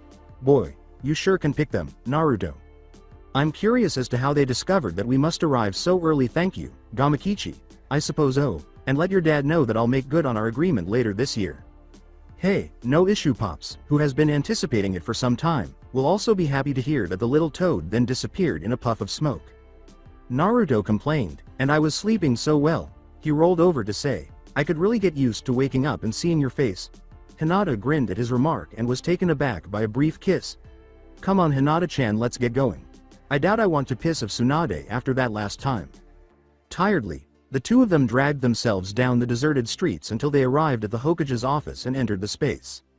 "We were sleeping soundly when someone said, 'Hey Ba-chan, Ero Sennin, what the hell? What was so crucial that you had to tell us right away?" Tsunade laughed as Hinata playfully beat her boyfriend for causing the early awakening. "Truthfully, nothing, but after your actions last time, I figured a little payback was in order." "All right. What did you need to tell us now that my girlfriend has beaten me?" She nodded to the white-haired Sanin to share his side of the story, saying, "Actually Jiraiya has returned with some information that could be the cause of your hypnotism. Since Sasuke hasn't unlocked the next level of the Sharingan and he wasn't sure if he could unlock it on his own if he did switch bodies, Orochimaru was attempting to summon a being from a different dimension, or something, for his next body while I was spying on the events at the Sound Village, while you were training, and then you vanished.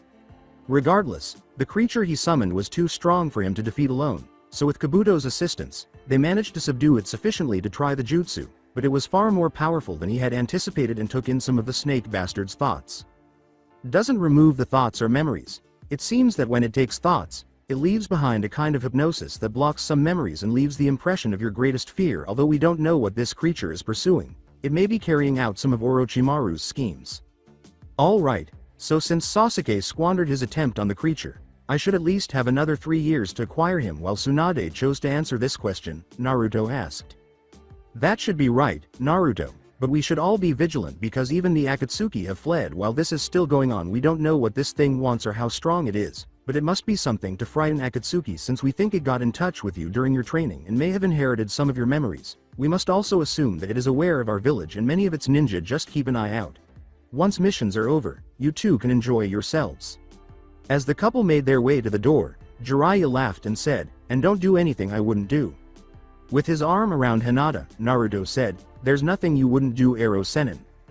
We'll be careful, Ba-chan." Later, he threw his hand up in a little wave and carefully dragged Hinata out the door. Naruto decided that, for a change of scenery, they should go to the park and watch the sun rise. Once there, they sat on one of the benches and made themselves comfortable, with Hinata cuddling close as he draped his arm across her shoulder to await the sunrise. But the sun never came for them because they fell asleep shortly after.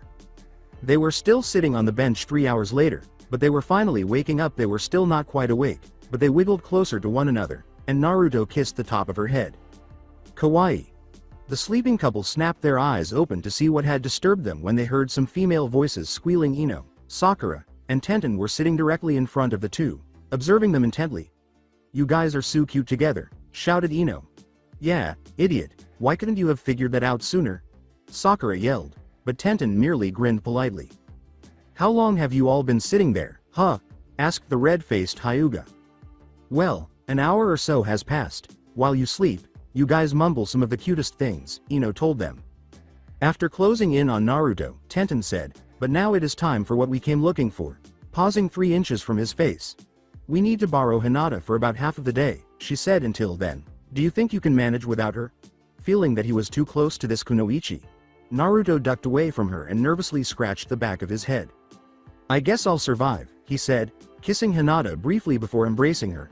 "Have fun, Hinata-chan. After you get back tonight, I'll take you on that proper date we were discussing." Before the other 3 kunoichi drugged her, she said cheerfully, "I would like that. What should I do now to wait for Hinata-chan to return?" As Naruto heard a rustle of leaves, he turned to confront a masked Jonin, and he pondered aloud. "How about you go train?" Kakashi told the blonde, "I think you might be the only person who could possibly do what the Yondaime had planned for the Rasengan. Yes, I know it's cliché, but he's going to need that extra power." "What? What are you talking about, Kakashi-sensei? I believed I had perfected the Rasengan." "Yeah, but just the initial 3 steps. You see, Naruto, the Rasengan is the absolute in form manipulation, but it was intended to take on nature manipulation as well. But no one has been able to take it that far, so I will make sure you do it." Kakashi directs his chakra to his right hand and creates the swirling ball flawlessly. "There are more steps that even I couldn't do." "Whoa, awesome. My plan to outshine all the Hokages will undoubtedly benefit from this technique, which even the Yondaime Hokage couldn't perform." "That it may, but it will be hard on your body because we will be training the equivalent to maybe 3 years in a day." Naruto's eyes widened. "How, really? Have you noticed how you learn from them after they are dispelled just by using Kage Bushin? That surprises me actually. I guess the years away have matured you a bit. Now then, I've heard from Jiraiya that you are mostly tuned to the wind element, so we'll start with that," he said, observing a startling nod of affirmation. "We'll begin after you make a bunch of Kage Bushins." "How many ought we to employ?" "Make as many as you can without depleting your chakra. Then perhaps we ought to relocate to a bigger space. This park looks like a good choice." Kakashi's visible eye briefly widened as Naruto responded, "Small."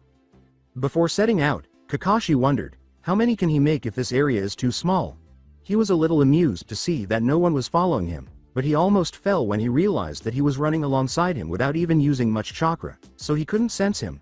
What has he done to himself? This isn't natural. He'll be faster than Sensei at this rate, Kakashi thought. They arrived at the clearing, a vast, deserted grassy field with trees bordering one edge and open space on the other, in record time. This should do, Kakashi said, leaping to the ground, and without a word, Naruto leapt to the middle of the field and removed his coat. Kakashi felt a tremendous amount of chakra flare as he did so, but it subsided as quickly as it appeared. What Naruto was that? Kakashi asked calmly as he observed the coat's elaborate patterns disappear. Oh, that? It's merely a method I employ to alter clothing colors. Although it requires a lot of chakra, it can create any color clothing you desire. Remember how difficult it was to locate orange clothing each time I ruined a set? How long have you been familiar with that method?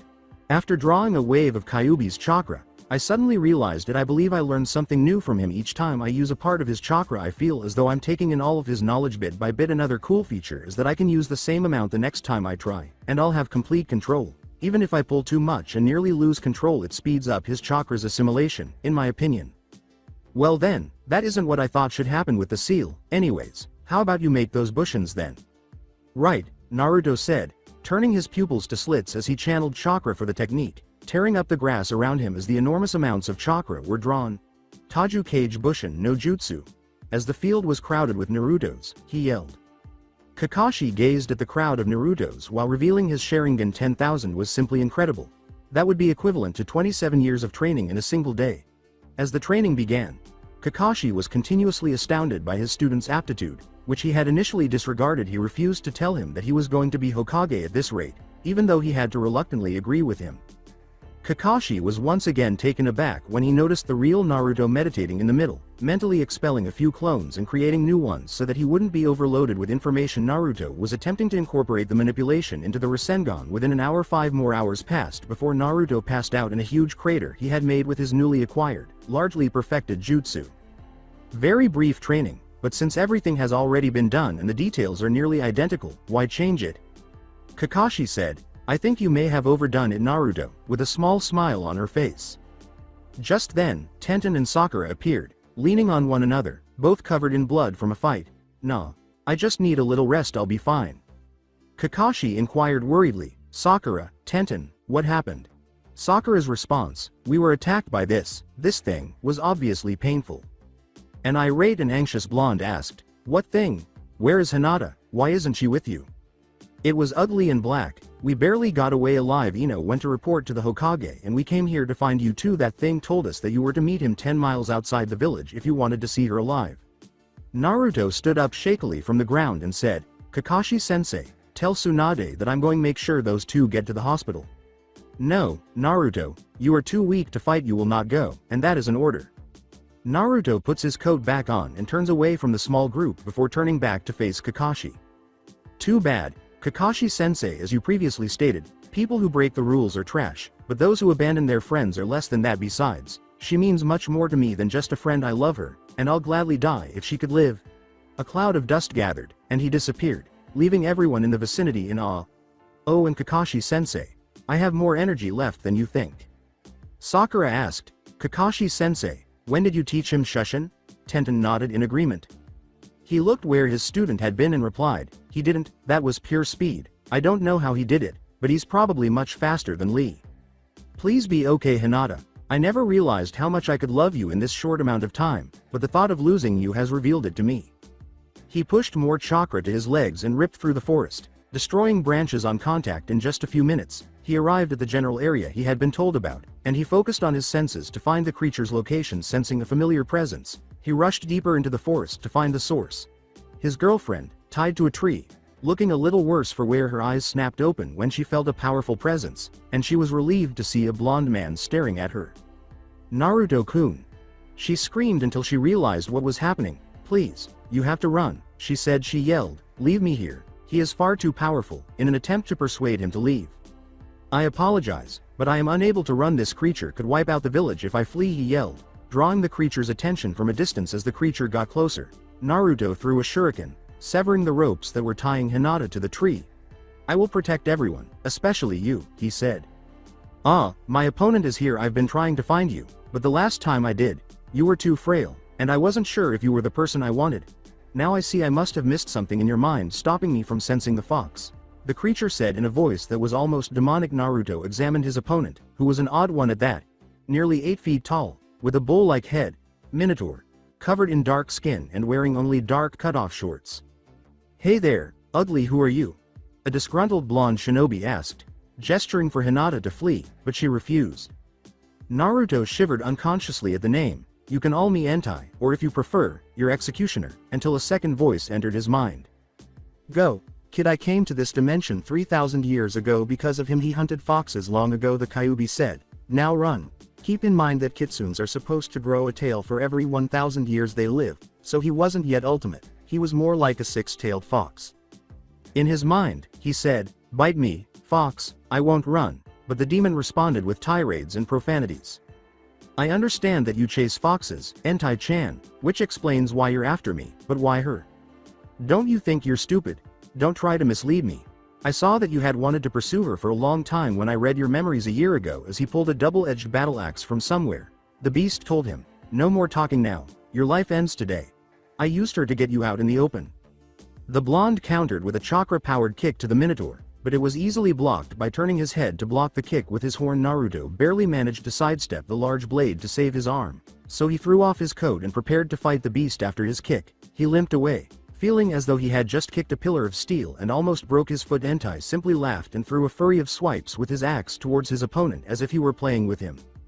A group of Anbu, Kakashi, and Jiraiya were gathered by the Hokage back in Konoha to be sent to the battle site. Tsunade gave them their mission objectives in a hurry, almost pushing them out the door to reach their destination. Kakashi and Jiraiya led the group as they hurried to the location of the hidden chakra signatures. He was still feeling the effects of his intense training, and Naruto was losing ground in the fight quickly. "You are fighting a losing battle, you can never win," Entai taunted, swinging a powerful chop that sent a shockwave blasting the blonde into a tree. Hinata cried out and was about to run to him, but Entai blocked her path, saying, "Maybe he'll fight a little longer if he were to see his woman die." Raising his axe, he was about to move for the kill on the terrified girl when he felt a strong wind pick up and turned to see his fallen opponent standing with 2 clones forming a ball of chakra with razor edges swirling around the perimeter. "You're going to let her alone, I will not be defeated by you." When Entai turned and slashed with his axe, Demon Axe Shield, the intense attack came hurtling toward him. Entai called out, connecting his axe to the orb and getting consumed in the subsequent explosion. Naruto fell on his back, trying to let his body rest from his premature victory. He thought he won, but the damage was only dealt to the axe because of his defense. The 2 Naruto clones poofed out of existence while the real one held up his hand as the blades doubled in size.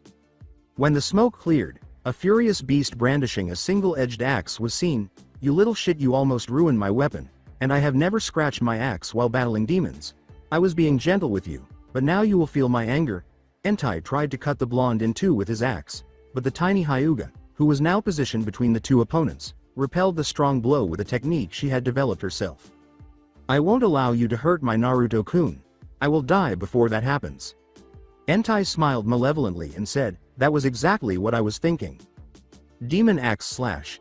When Naruto awoke from his unconsciousness, he saw that his girlfriend had been slashed, sending blood splattering down on him as she landed next to where he lay. The stopped axe was now glowing as a burst of chakra cut through her defense, cutting her diagonally as she was flung through the air from the vicious attack. Ignoring his fatigue, Naruto hurried to her and held her motionless body in his arms. "Oh no, Hinata. No, no, no, please. Please, be alive," he begged, giving her a gentle hug so as not to injure her. A tiny smile appeared on his face as he noticed her eyes open and staring into his. "I apologize for not being able to assist you more, Naruto-kun." She coughed up blood and said softly, "Don't let my death be in vain. Just live your life and protect the village you love. You can't die, Hinata. Without you, the village has no meaning for me. We never got married and never had a chance to get to know one another well, so please don't leave me. I can't let you go. I love you too much. Just get through this, and we'll get married right away. Please know that although I also love you, Naruto-kun, we both know that I cannot survive these wounds because they are too deep. We can't change the fact that I'm going to die, even though I would love nothing more than to marry you." She coughs up more blood. "No, that's not acceptable to me. I will not permit you to die. Just say you'll marry me when we get through this," Hinata said as she was about to pass out, but Naruto woke her up with a gentle slap on the cheek. "Hinata, please respond. Will you marry me?" "Why yes," she said, coughing up more blood and choking on the viscous liquid that was running down her face. I will Naru, too. She collapsed in his arms as the enormous wound that signified the stopping of her heart stopped flowing, and Naruto rocked her lifeless body back and forth while sobbing like he had never done before in his life. The years of being made fun of and hurt by the villagers felt like a tiny paper cut compared to the agony he was experiencing now, the pain of losing a truly precious person. Your little bitch appears to have passed away. What will you do now? As his body began to glow, Naruto carefully placed the dead body on the ground after Entai taunted him and then laughed evilly. Jiraiya-sama, Kakashi-san, do you sense that chakra? I'm feeling queasy just from the sickening power of it. Yes, I also sense it. That is the Kyuubi's power, but it seems odd, as if it were crazily stronger than in previous battles. You are correct, Kakashi. Naruto is more powerful than the Kyuubi. We must act fast because he has never been so emotional. You can practically feel his anger and sadness. I almost died trying to stop him during training when he showed some power like this, but it felt insignificant in comparison to this. Everyone, we go now, double time, Jiraiya commanded, hurrying to locate his pupil. I have no idea how powerful he can get if we leave him alone. You stupid asshole. My fiancé and girlfriend were killed by you. I'll never be able to forgive you. You know, someone once told me that you will become truly strong when you have something to protect, the angry blonde said as chakra erupted out of him and engulfed him in the fiery red chakra from his inner demon. I started looking for people to protect after that day, but I never understood the real meaning of it until now. It wasn't whether you were prepared to risk your life to protect them. Rather, it was whether you were prepared to sacrifice everything, including your life, in order to do so. I never did that because I felt like it was preventing me from living my life to the fullest. The fact that I might hurt other people was also a contributing factor, but now I really have nothing left to live for but to kill you so you can't kill anyone else. Naruto's red aura never resembled a fox as he had in the past. Instead, his blue chakra rushed out to join it. You have killed my greatest love, and now you will never hurt anyone again. The blonde shinobi gazed at his body in awe of the power he could freely control as he felt ancient jutsus he unconsciously wanted flow into his mind. Then he saw the best jutsu he could ever imagine at the time. The chakra surrounding Naruto condensed around him until it formed into crackling lightning bolts of red and blue chakra fighting and jumping across and throughout his body. I suppose the Kyuubi wasn't as determined to destroy everything as I had assumed. Ancient arts. Resistive healing, he called out again, turning Hinata's body on her side and slapping her squarely on the back, with a little extra chakra, forcing out the blood in her throat and lungs. Come on, work please, he pleaded as he placed his hands on her again. Ancient arts. Resistive healing, he called out again, and this time her chest jumped upwards taking in air as she started choking and coughing. Thank God, he said as he stood up and turned to face the Minotaur, feeling his electricity like chakra flare around him as he approached his opponent. You are going to die here. I'm not sure how long my body can sustain this power, but it will undoubtedly be sufficient to obliterate you. Although the entire event, from Hinata's death to this point, had only lasted a minute, Entai became agitated and impatient, charging at the blonde with his axe blazing. Naruto effortlessly avoided the axe as it fell to the ground, and without missing a beat, a swirling sphere struck what was left of the axe, Rasengan. As before, the Minotaur cockily tilted his head to block the kick with his mighty horn, but this time around his horn was the weaker link as it shattered, causing Entai to step back in pain. Let's see what you really got, you freak. Kitsune Kiku. The battle axe shattered, sending shards of the blade in all directions, leaving only a smiling face and a furious beast. Naruto confidently declared, you don't stand a chance against me now. Shit, this hurts using this power, it feels like I'm being torn apart. Ignoring his pain, he charged into battle and started exchanging blows in taijutsu. He was surprisingly nimble as he dodged the hits with apparent ease until Entai backed up and charged an attack.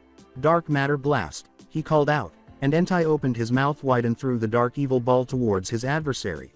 Ancient arts. Space division, saw the dark matter ball split in two around the blonde's defense, sending the halves in different directions. They continued tossing attacks and counterattacks at each other until they were both severely battered and exhausted. The two opponents assessed each other and simultaneously realized that the fight had to end with the final attack. Damn, when they said Kyuubi's chakra was infinite, they weren't kidding. All those jutsus, and I'm not in the slightest out of chakra, but it hurts worse than hell itself. Naruto wasn't exhausted, but he was slowing down because of the pain. Entai summoned his greatest attack, Darkness of the End, with his arms raised above his head, pointing to the sky. You will die now, kid.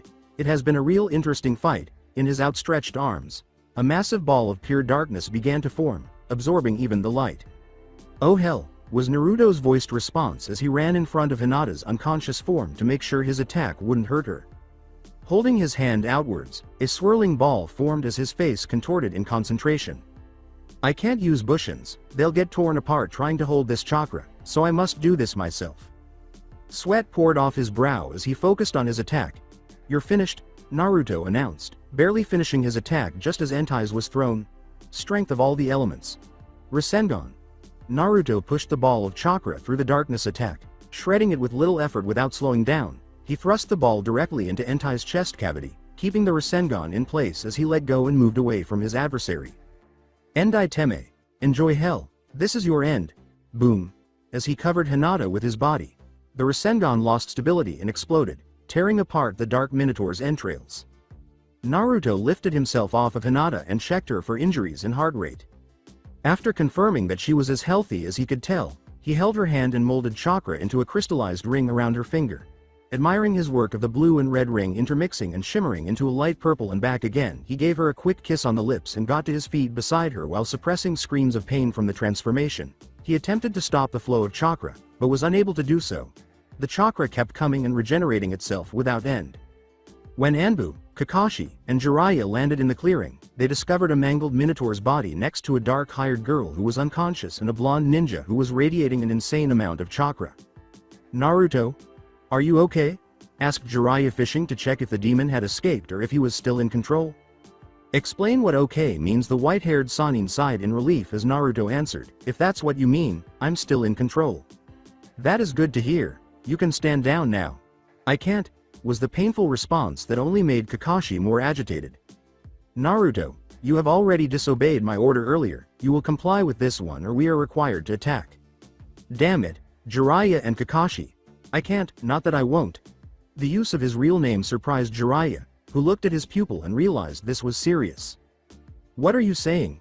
Kakashi inquired. "I can't stop it. Every time I attempt to stop the chakra flow, it somehow gets redirected and continues to feed my system. Chakra overload is tearing me apart from the inside out. The pain is intolerable." After explaining, Naruto turned to go. "I need you guys to take care of Hinata. She's already died on me once. If she goes again, I'll haunt you for eternity." "Where are you heading?" "Wait." Question from Jiraiya. "I must go somewhere secure." An intense light flashed, and he vanished. "I have to release an infinite amount of chakra, and I think it might hurt really bad. I hope I will return, but I can't guarantee it." One of the Anbu said, "Can you believe his power? It is unbelievable." Tsunade appeared just as the horizon turned red, and then there was a loud rumbling in the distance that got louder and louder until it was nearly deafening as branches and leaves were being torn from the trees. A strong wind picked up, and Jiraiya rushed forward to grab Hinata, shielding her from the damaging debris that was whipping around them. Eventually, the rumbling and wind subsided, and all of the ninja present tried to regain their bearings after the intense wind. "Get off that girl, Jiraiya!" Tsunade yelled as she prepared to strike him for his erotic behavior. With branches and debris protruding from his back from protecting his charge, Jiraiya collapsed to the ground, saying, "Sorry, just protecting. Hurt, help."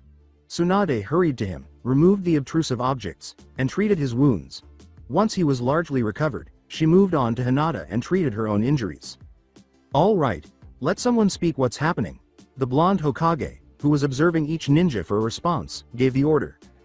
Naruto defeated the intruder but was unable to control his chakra without injury and had to release all of it to keep from being shredded. "Most likely that was the cause for that shockwave," replied the silver-haired Jonin. "He told you anything about Hinata, but that could be really bad." Then she was not hurt, but she was bleeding internally. Tsunade felt a terrible headache coming her way. Before Naruto left, he said she had died once and threatened Jiraiya's life if anything happened to her again. Why was the blonde genin the cause of all her headaches? Tsunade left one Anbu member with Hinata and took the others with her, including Jiraiya, who was able to walk once more. "I see. Let's go and see if he is still alive." In order to get a better look at where he was, the group leapt up onto the nearest tree. They discovered something that could be tracked by someone who was primarily blind. The blue-eyed blonde was nowhere to be seen, and trees within a 5-mile radius of the epicenter were flattened, leaving only a crater. After Tsunade and Jiraiya took Hinata to the hospital, they formed a specialized team of trackers to locate their missing shinobi. "Kakashi, take the Anbu squad and continue the search for Naruto. I'll return with Hinata to Konoha, since she could use a stay in the hospital." After 3 days, the hospital in Konoha was as silent as usual. with visitors' voices occasionally leaking into the corridors. Despite the fact that hospital rooms typically felt sterile and lifeless, one was the complete opposite. There were numerous flowers of all kinds in this tiny room, all around the little body of a girl who was still asleep after her ordeal. Her pale skin was accentuated by her dark midnight blue hair that fell down the hospital pillow when she opened her eyelids. Her silvery lavender pupil-less eyes were just beginning to flutter. Her voice was quiet and shaky as she asked, "Am I dead? Where am I?" A group of kunoichi ran to her bedside as she turned to look at them. Sakura exclaimed, "Thank God, Hinata, you're awake," with a sigh of relief. Tenten remarked, "Yeah, you wouldn't believe how worried we were for you." Being her typical intrusive self, Ino chose to pose the query that everyone was curious about. "So, Hinata, where did you get that beautiful thing on your finger? It won't come off your hand and it's so unique." "Huh?" Hinata asked, glancing at her hand and gazing intently at the strange item, occasionally turning light purple and then switching sides. The red and blue hues swirled around, actively vying for control of the object. Hinata, "Hey," jolted her out of her awe, and Ino went on to speak. "We were mesmerized by it as well. It just never stays the same. So where did you get it?" Hinata blushed as she began to recall the exchange. "I don't know. I jumped in front of an axe slash to save Naruto-kun." Then Hinata began to cry a little as she recalled her senses as her life was coming to an end. "I said yes, but then I think I died." The three kunoichi tried to calm Hinata as she thrashed and sobbed hysterically as she searched for her love. There was so much blood, it was coming from everywhere, and everything was red. The last thing I could remember was the feeling of drowning in my own blood. It was horrible. How am I even alive? Where's Naruto-kun? Tenten was doing everything she could to calm her down, but Sakura and Ino were holding her to the bed. Hinata eventually gave in and went limp in bed, no longer attempting to fight. "Just calm down, Hinata. You can't get answers while you're thrashing around like that. Just calm down." "That's good. Now what did you say yes to? You were blushing but never told us." The kunoichis were too preoccupied with dreading the final two questions to squeal with delight at the first one. "Well, I think this ring is an engagement ring. That is what I said yes to. But how am I alive, and where's Naruto?" "We don't have the answers to either of those. You were mostly healed by the time Tsunade-sama got to you, and we haven't found Naruto yet after killing that beast in that huge explosion," explained the kunoichi with pink hair. With a worried expression on her face, Hinata questioned, "What explosion?" Everyone looked in the direction of the voice and saw the sexy Hokage approaching them. An explosion caused by Naruto trying to release enough chakra to keep his body from shredding under the stress. Tsunade came to the bedside and held Hinata's hand as tears welled up in the Hokage's normally composed eyes. Naruto had way too much chakra coursing through him and he couldn't stop it, it just kept growing. He ran to a safe distance to release the chakra away from people, hopefully restoring the chakra balance. The release left almost 80 square miles of destroyed trees and a massive crater where he was supposed to be standing when it happened. The others joined Hinata in tears after witnessing the Hyuga's sorrow. "I apologize. Hinata, we have been searching for 3 days and have not found any sign of him. I have listed him as an unconfirmed death. I was just trying to be optimistic, but even I can't deny that he most likely gone." Ino said, "Tsunade-sama, how powerful was he?" "From what I saw there was probably no limit to his power. When I last saw him, or more accurately felt his chakra, the chakra he was radiating was probably twice that of what this entire village could generate with all of the ninjas collectively. The worst was the chakra he released in the explosion was greater than we felt while fighting the Kyuubi. That is why we don't think he survived." "You're wrong," said the patient, who was sniffling. "What happens to anything formed of chakra when the creator dies?" "That's easy, Hinata," Sakura said in her astute voice, "because anything made of chakra vanishes when the creator passes away." "Exactly, that is why he is still alive. My ring is made of his chakra. I can feel it. I think that is why he gave me this ring, so I could have peace of mind that he was still alive, especially for if he had to leave on a mission." Ino remarked, "But there are 2 colors in the ring. No one has 2 chakras," and Tenten concurred. "Wrong." The rest of the women replied, "Naruto has 2 chakra sources." "How? I can't tell you, but just accept it, Hinata. As long as that ring exists, I'll continue sending search parties to look for him, but don't expect the council to approve it. I can only get by with nothing more than a few ninja assigned to it, so the council doesn't have to approve." "Thank you, Tsunade-sama," Hinata said from the bottom of her heart. Tsunade smiled back at him before leaving the room, allowing the exhausted Hyuga to collapse back onto the bed and go to sleep right away. Tsunade thought, "Please come home soon. Naruto, you are loved here." Then she vanished into the hospital's hallways. A little more than a year has gone by since Entai was defeated by Uzumaki Naruto, Konoha's strongest ninja.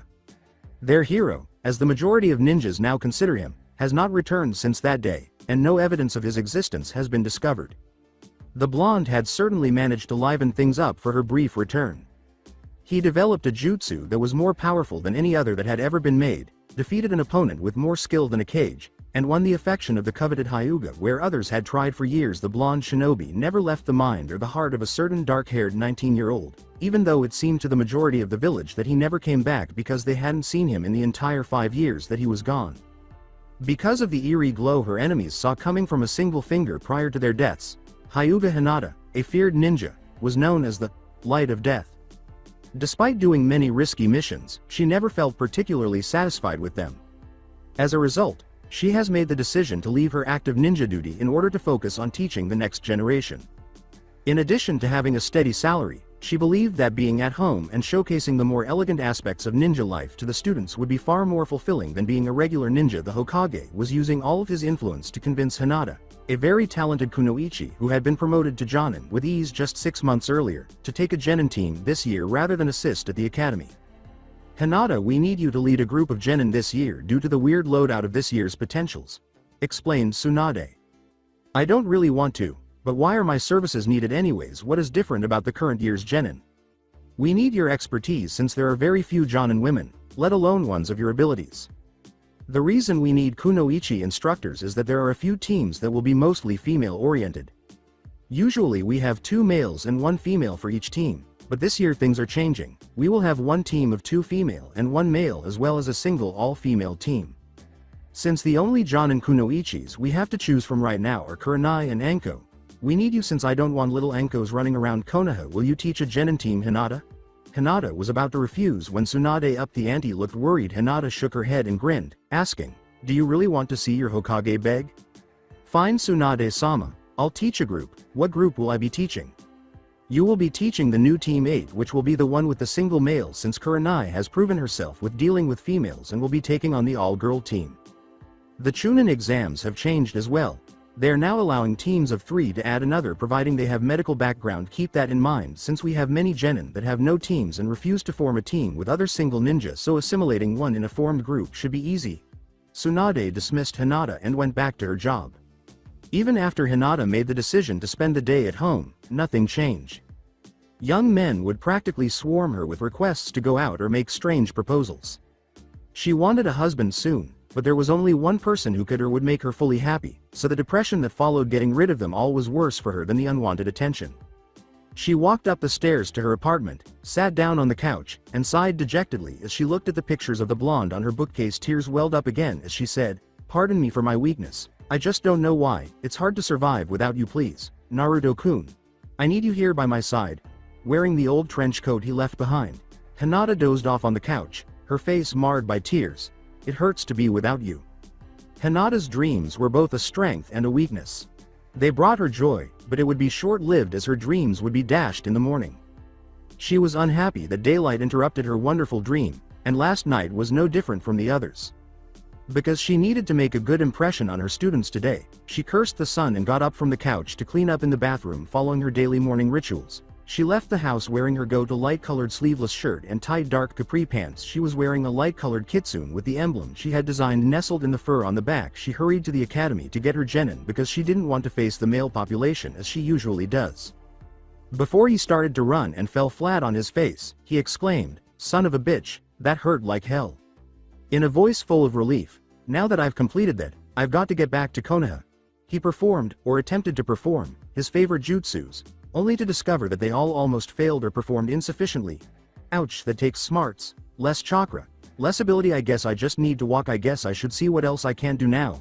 He trudged on toward the village, saying, crap, I'm almost out of chakra. This sucks. I guess I can just walk. Man. This is boring. Alright Team 8, you were with me. We'll be going to the park to introduce ourselves. Yes. Hinata-sensei. Everyone in the group said simultaneously. 2 young kunoichi were chatting when the group arrived at the park, and the lone male was staring at his female teammates. Especially his sensei near a big tree that overlooked the little lake. They all sat on the grass. Alright, we'll all introduce ourselves. I'll start for an example. My name is Hyuga Hinata. My hobbies used to be pressing flowers, and I used to like eating sweets like cinnamon buns, and I dislike those who unnecessarily put down others. You're up next. You.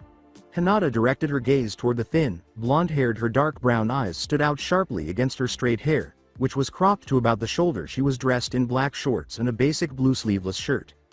Okay. My name is Piasano Ultia. I enjoy watching swordsmanship and hope to prove a woman can wield a sword just as well as a man. My greatest dream is to be worthy of the use of a legendary sword. Hinata pointed to the lone male in the group, who was dressed in tight white t-shirts and black jean shorts. Very interesting goals. You probably won't get much practice with a sword until you reach Shunin and can learn under a swordmaster, but at least you have a goal to head for. Just never give up on your goals. Okay. You're up. His eyes and dark hair gave him that pretty boy appearance. Well, my name is Yushiro Itan. I like using ninjutsu, and my goal in life is to do what no other man has managed in the village, to wed the most beautiful and powerful kunoichi in all of Konoha, even though she is older. Well, that is different. How do you even know this older woman is single? Replied Hinata. Well, she has never been seen on a date with a single guy since she keeps turning down dates. I just hope she's into younger men. After he shook his head, she went on. Just because she hasn't been spotted dating doesn't mean she is single. Have you checked for subtle signs like rings or symbols of other families? As the dark blonde pushed her short hair out of her dim blue eyes, she considered what to say. Last but hopefully not least, you're up. Wearing a light green long-sleeve shirt and long black pants, she appeared content. My name is Antaru Riki. I like relaxing and watching the stars at night, and I wish to become a strong kunoichi and aid our next Hokage in more than one way. What do you mean by that, Riki-san? Are you really suggesting what I think you are? It has been known that the Hokages have extreme stresses in their profession since there aren't any more extremely powerful women. I'm sure the next will be a man. I'm sure I can relieve those pressures. You are real forward with your sexuality, aren't you, Riki-san? What would you do if he was married? Well, I guess she just couldn't find out about what happens behind the closed door. I would definitely want to deter you from that course of action. I would guarantee that the next Hokage will have a wife that is very possessive and wouldn't think twice before killing anyone trying to defile her husband. How would you know, sensei? No one knows who the next Hokage will be. Hinata waves her fingers, revealing the unusual ring, which causes two of her students to turn pale. There is only one man that has the power to be the village's best, and his chakra is currently wrapped around my finger. When Hinata was forced to confront her memories once more, she calmly withdrew to her apartment in an attempt to sleep the rest of the day away. I suggest two of you find a new goal in life. We will meet tomorrow morning 9 a.m. at Training Ground 11 for your final test. 7 a.m. the following day, a young man with barely genin level chakra entered the blonde Hokage's office as she was groggily going through her papers for the day. She didn't look up from her work to say, "What do you want? It's too early to deal with you little brats. I need a genin team to train with for a while until I get myself into shape again." Not going to happen. Your chakra is too low. Besides, I'm not your personal trainer. Tsunade looked up to see the most breathtaking view she had ever seen. Hey, I know that. I would have asked Ero Sennin, but I haven't got that kind of strength right now. Naruto, what the hell happened? You've been gone for a year. Aw shit, a year. It wasn't supposed to take that long. I went to a kind of different dimension to seal away my extra power. So I guess the times I passed out from the pain lasted much longer than I thought. I believe that Hinata-chan could kill me now. I don't have much information on any of it, so I can't tell you. So don't bother asking anyways. Can you let me train with a genin team? Or do I have to train alone again? That must really suck to have all that power but are forced to not use any of it. I'll tell you what. I'll put you on a team that I guarantee you'll get along with. Maybe you can help with their training as well as yours. That's great. Where do I meet them? Tsunade asked him some more questions, and after they spoke for a while, she let him go to find his team. They will be doing the final test at 9 a.m. at Training Ground 11. I'll let the Jonin know you're joining them afterwards, but you must control yourself. You must remain professional. He thought as he ran as fast as he could to Training Ground 11. I wonder how she sends these messages without actually writing them. Hinata felt a strange chakra of roughly genin level approach. Congratulations, you all pass. The group cheered. Now I was just contacted by the Hokage that we will be adding another genin to our ranks. She has assured me that he is an experienced fighter. Welcome to Team 8, I'll be your instructor. Now sit with the rest of the group. Aren't you awfully old to be a genin? Itan inquired. Yeah, Hinata-sensei. He doesn't seem that good to me. Maybe a bit hot, but not strong at all, replied Ultia. Riki licked her lips and said, well, I say he should join us just from his looks alone. Still attempting to maintain control, Hinata hasn't turned to the newcomer. Please pay no attention to them. I bet you're a fine shinobi. come and introduce yourself. Sure thing, Hinata-sensei, but promise you'll keep your hands off me until we're done for the day. Hinata recognized the voice right away and wanted to attack, but she had to restrain herself because the Hokage's warning now made sense yet. She couldn't help but smile and blush, which everyone saw as the newcomer positioned himself. Hey, Hinata-sensei, you like the new guy don't you? Ricky said. What will your boyfriend think, huh? The new blonde said, yeah, sensei, what will he think? I think he knows there is only one person I could love, so it shouldn't be a problem. Now go ahead and introduce yourself. Fine, you can call me Naruto. I like training and ramen, but I love my girlfriend and she even agreed to marry me. I dislike people who underestimate me, especially inexperienced genin who has yet to feel real strength. Itan boasted, real strength huh? I can beat you down with your low level of chakra, which made Hinata wince. Right now with a chakra versus chakra match, I would lose to you since using any real chakra will kill me, but I could beat you down without touching my chakra, but unfortunately I haven't gotten that down perfectly either, so you're right as well. I'm here to help you learn as well as help myself get stronger so my chakra system can heal and hold my true power. Before Hinata spoke up, Itan taunted, true power my ass, you don't know anything about strength do you? Itan-san, do you remember the lesson on the Minotaur that was defeated about a year ago? Sure, we all heard that one. You were involved weren't you sensei? Yes I was, and I even died that day after I agreed to marry my lifelong love. Somehow I was brought back to life and was left with this ring that can't be removed. My love disappeared shortly after defeating the Minotaur. Damn, your boyfriend was strong. It was said that the Minotaur was more powerful than the Hokage. Hinata looked to Naruto to see how he would respond to her assumption, but all she saw was a lifeless face. Not was, as I don't exactly know what happened to his strength, but I can tell he still has it locked away. His name was Entai. That blasted Minotaur killed my girlfriend and caused me to use power I wasn't meant to have yet, and it nearly destroyed me until I spent the last year in a different dimension, where chakra can't move, sealing it away. On a positive note, I see my ring turned out better than I thought it would, wouldn't you say so Hinata-chan? The genin looked at the newlywed. They all agreed that, you should respect your teacher and not be so familiar with them. The fresh genin almost choked to death upon learning that this man was, in fact, the one they had heard of, as the previous exchange now made sense. Yes, I think it turned out quite well Naruto-kun. I'll ask how you brought me back to life later. Ultia commented, but how you have less chakra than we do. I locked away all but 5% of my chakra since that is all I can safely hold without dying. By doing so I've also messed up my balance and stamina, so that is why I thought it would be beneficial to all of us if I were to train with genin again. I have many skills and knowledge to share, but to get to those abilities I need more of my chakra, so here is what I'm offering. You train with me and I'll train you in almost anything when I gain the ability to do so. Itan yelled, oh cool, when do we start? Naruto-sensei. Now that Naruto's girlfriend was angry, he felt uncomfortable. He would need to fix this quickly if he wanted to live. Whoa, hold on there kid, until a specified time. Hinata is our sensei. What she says goes when we are acting as a team. I am not her boyfriend, I am her student, so all training will be up to her. Hinata's rage was replaced by a gentle grin. Thank you, Naruto-san. I'll let you teach them your techniques when you feel strong enough. Okay. Tomorrow we do some early training and go on our first mission. You are dismissed. Hinata was on top of Naruto, kissing him with all of her suppressed emotions just a few seconds before the clock struck 10. Ricky moistened her lips and said, easy there sensei, I think you're suffocating him. You should let him up so I can try. She probably shouldn't have said that, and she learned the hard way. She was hanging from a tree 20 feet away from where her sensei was still making out with her boyfriend, with all of her limbs bound, and she couldn't even explain how it happened. Note to self, never try to get sensei's boyfriend. The other genins quickly left the scene after cutting their teammate down after witnessing the harsh display. In order to restore the oxygen lost during the kiss, the couple finally parted, each taking a deep breath for what felt like hours. They gazed into each other's eyes before she released her hold on him and let him stand once more. Hinata smiled strangely at him, saying, I'm glad there weren't any complications with the ancient jutsu I used on you. At least to him, it was.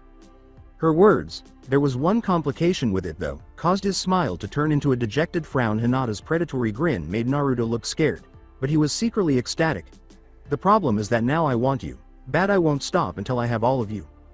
Hinata was disappointed in his response, but it was good that he didn't reject her advances outright. Well, I guess it could be worse, but before you attack me again, could you take a look at my chakra system? It feels really messed up, she said. Sure. Byakugan.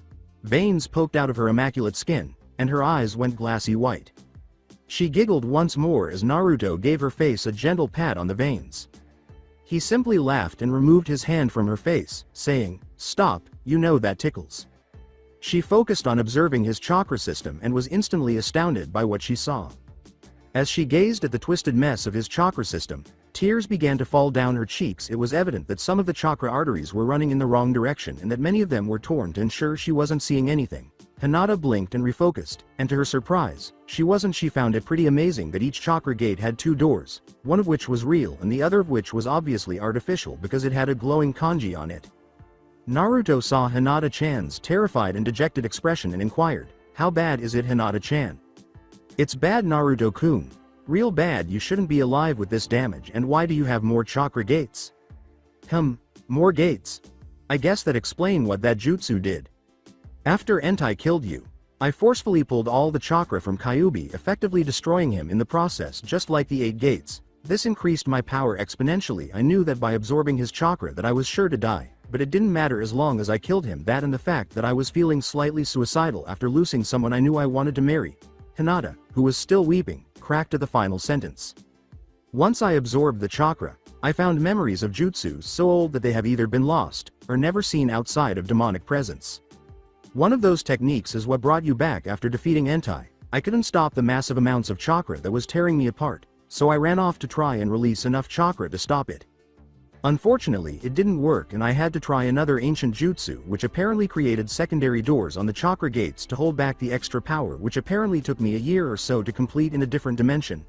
Hinata continued to weep because of the agony and couldn't imagine suffering for a year. Discomfort to soothe the sobbing form, Naruto held her close to him and gave her a gentle back rub.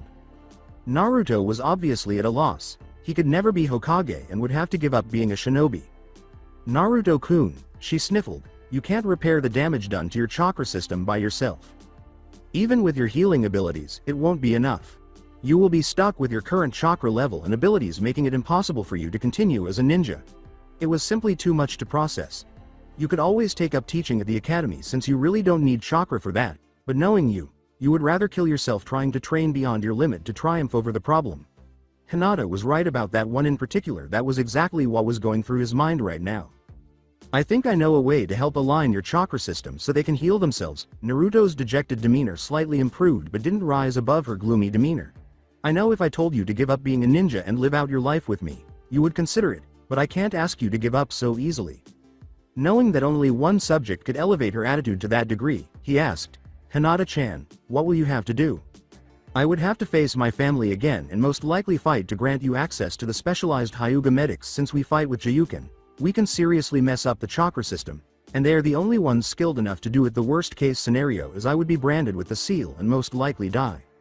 I guess that settles it then. I'll quit being a ninja." "No, you can't. Even if I do die, it will be worth it to grant you your greatest wish." Naruto stood up, signaling the end of the conversation, and drew Hinata up with him. "No, Hinata-chan. You won't die for something like that. My greatest wish is to grow old with you and have a family. Being Hokage is only second on my list after I truly met you. Right now we are both alive and we can be happy just as we are. Damn. I'm tired. Come on, Hinata-chan, let's."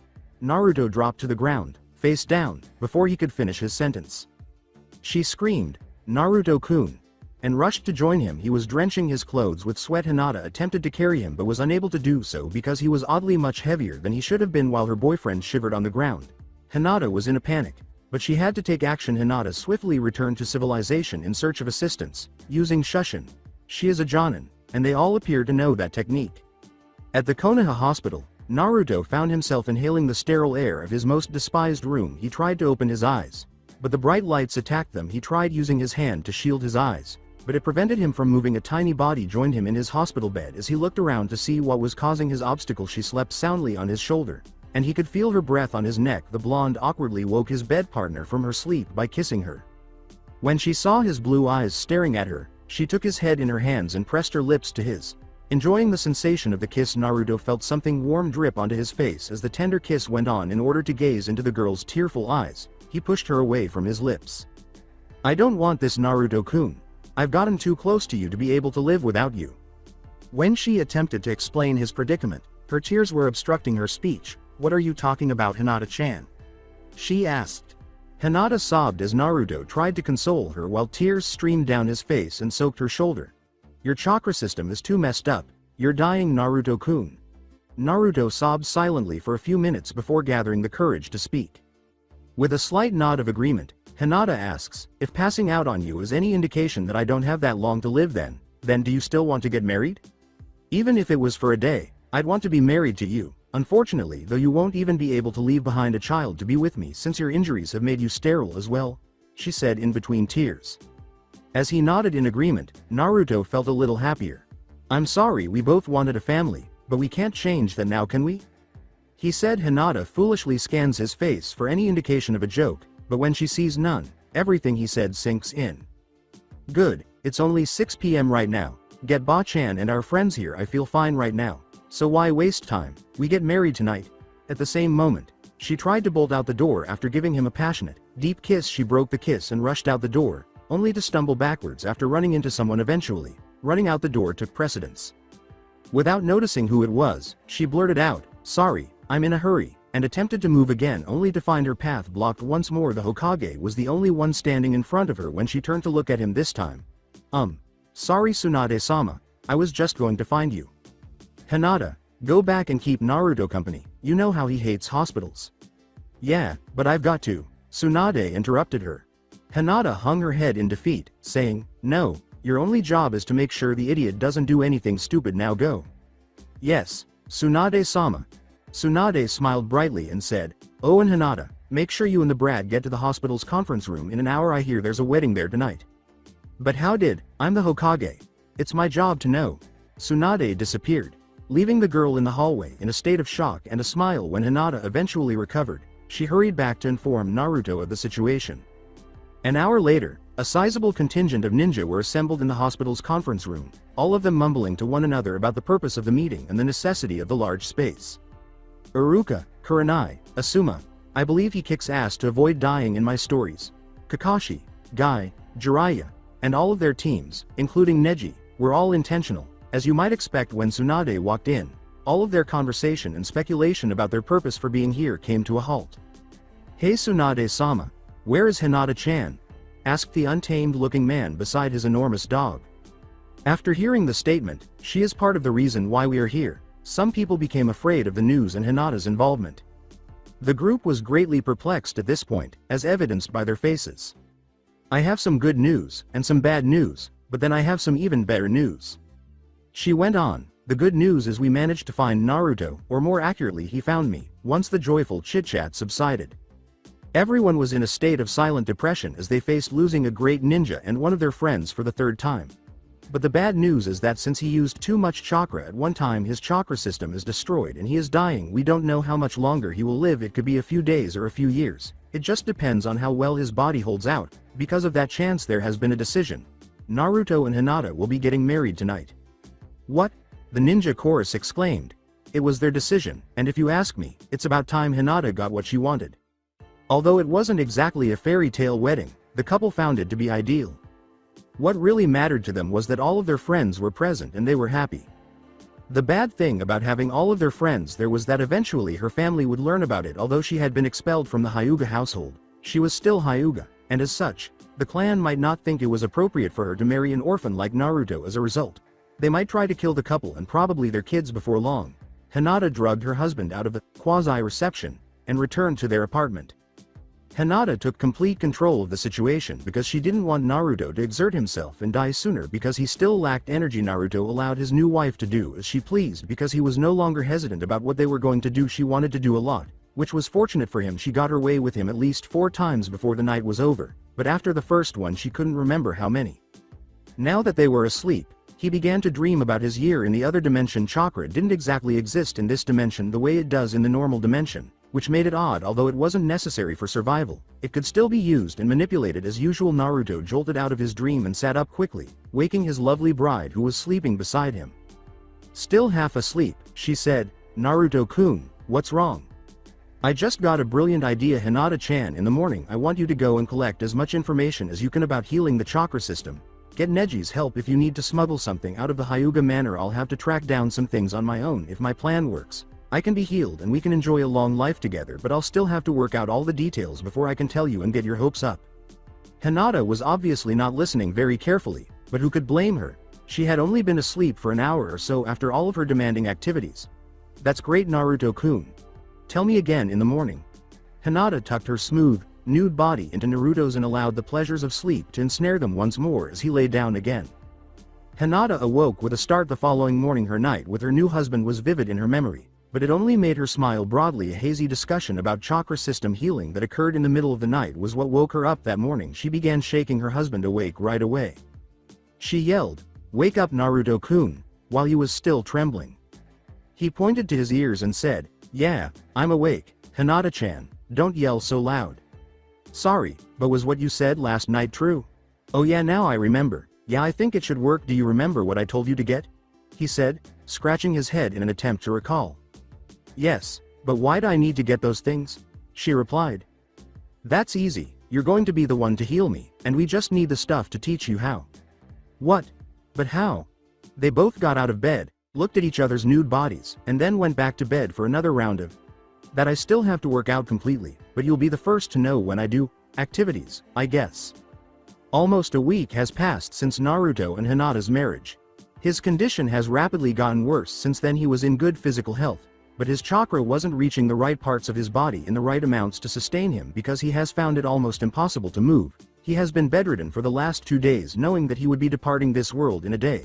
Naruto made the decision to summon his friends together once more for his final farewells. At last, the final person he called to attend his meeting has shown up. With all the energy he had left, Naruto complained, "It's about damn time you got here, Kakashi-sensei." "Well, I was lost on," he said, but Tsunade swiftly punched him to cut off his weak defense.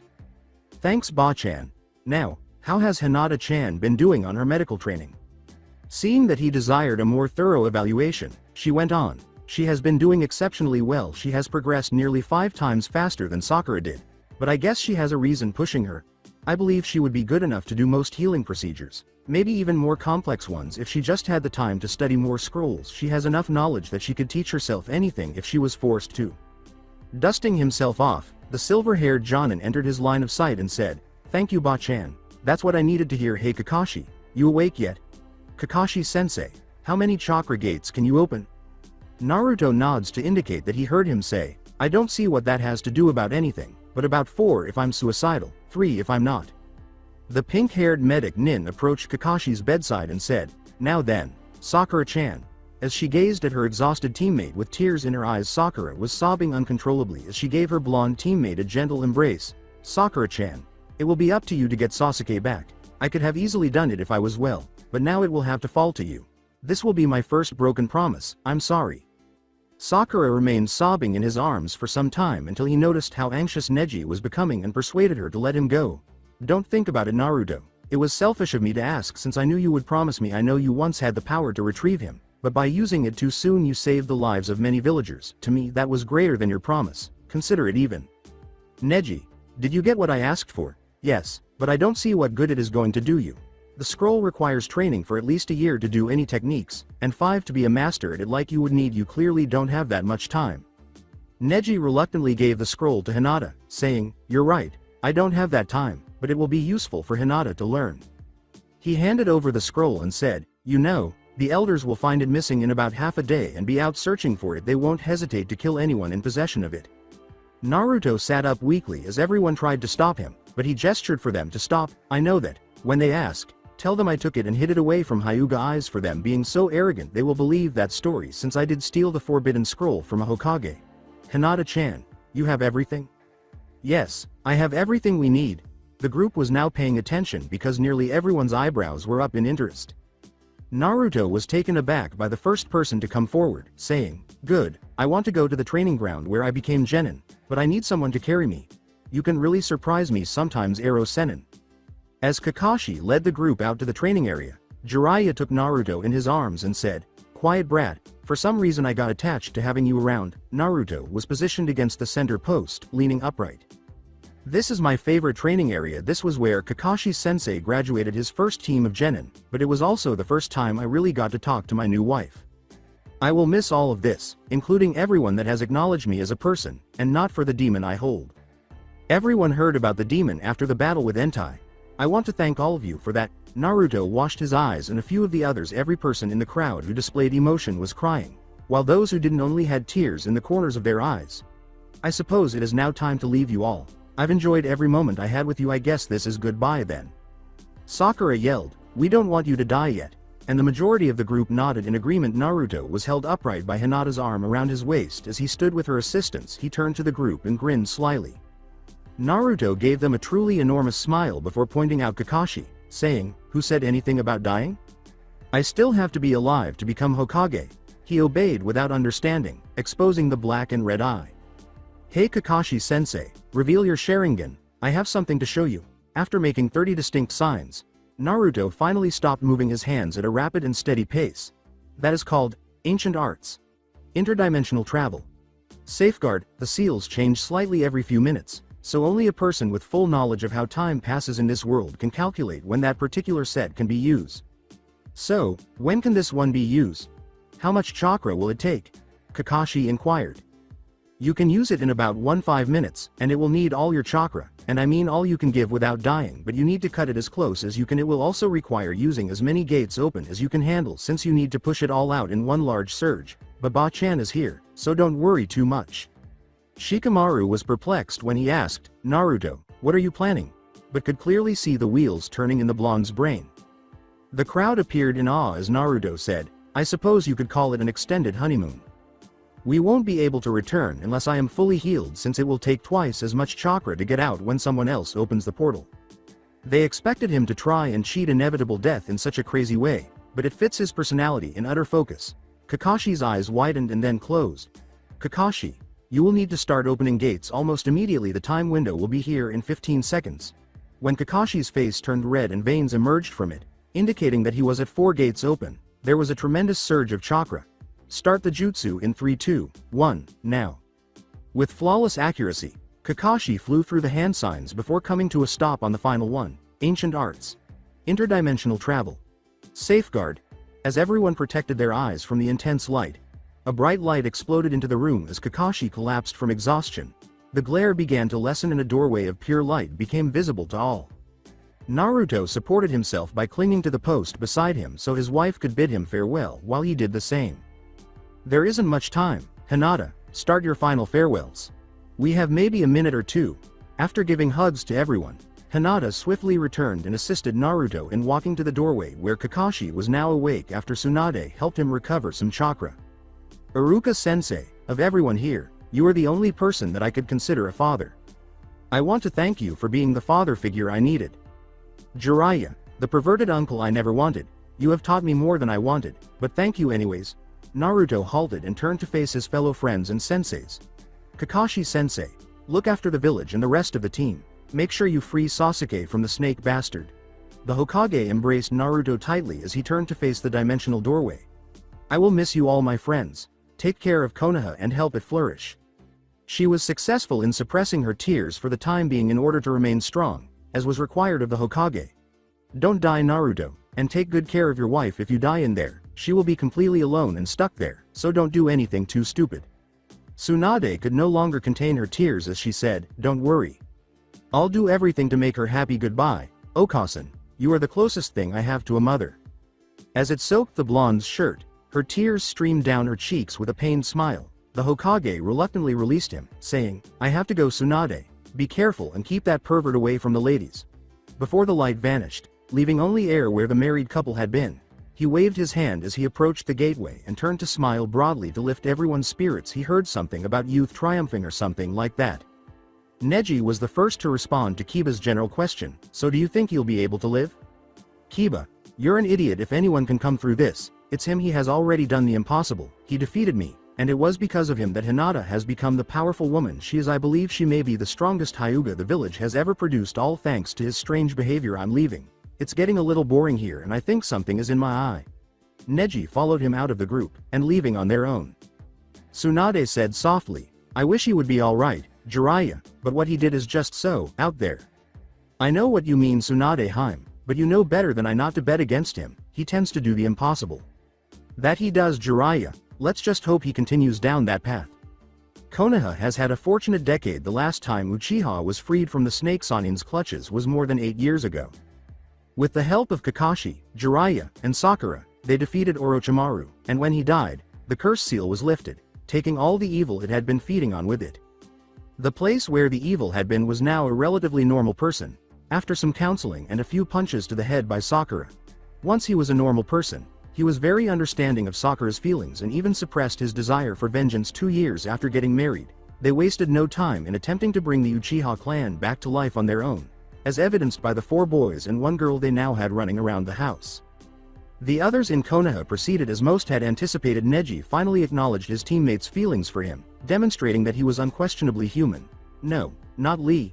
Shikamaru found falling in love with Ino easier than making an effort to get to know someone else, while Kiba found someone from an Iwa wolf clan. Choji found his ideal partner in the barbecue shop owner's daughter, as was customary for each. Shino met with his betrothed, and Lee remained married to his training. The Akatsuki was largely disbanded after the mysterious disappearance of the Kyuubi's vessel, with only a handful remaining after their hideout in an old volcano exploded violently. Since there haven't been any actual conflicts in Konoha, they have thrived during times of peace. Itachi and a few small followers survived.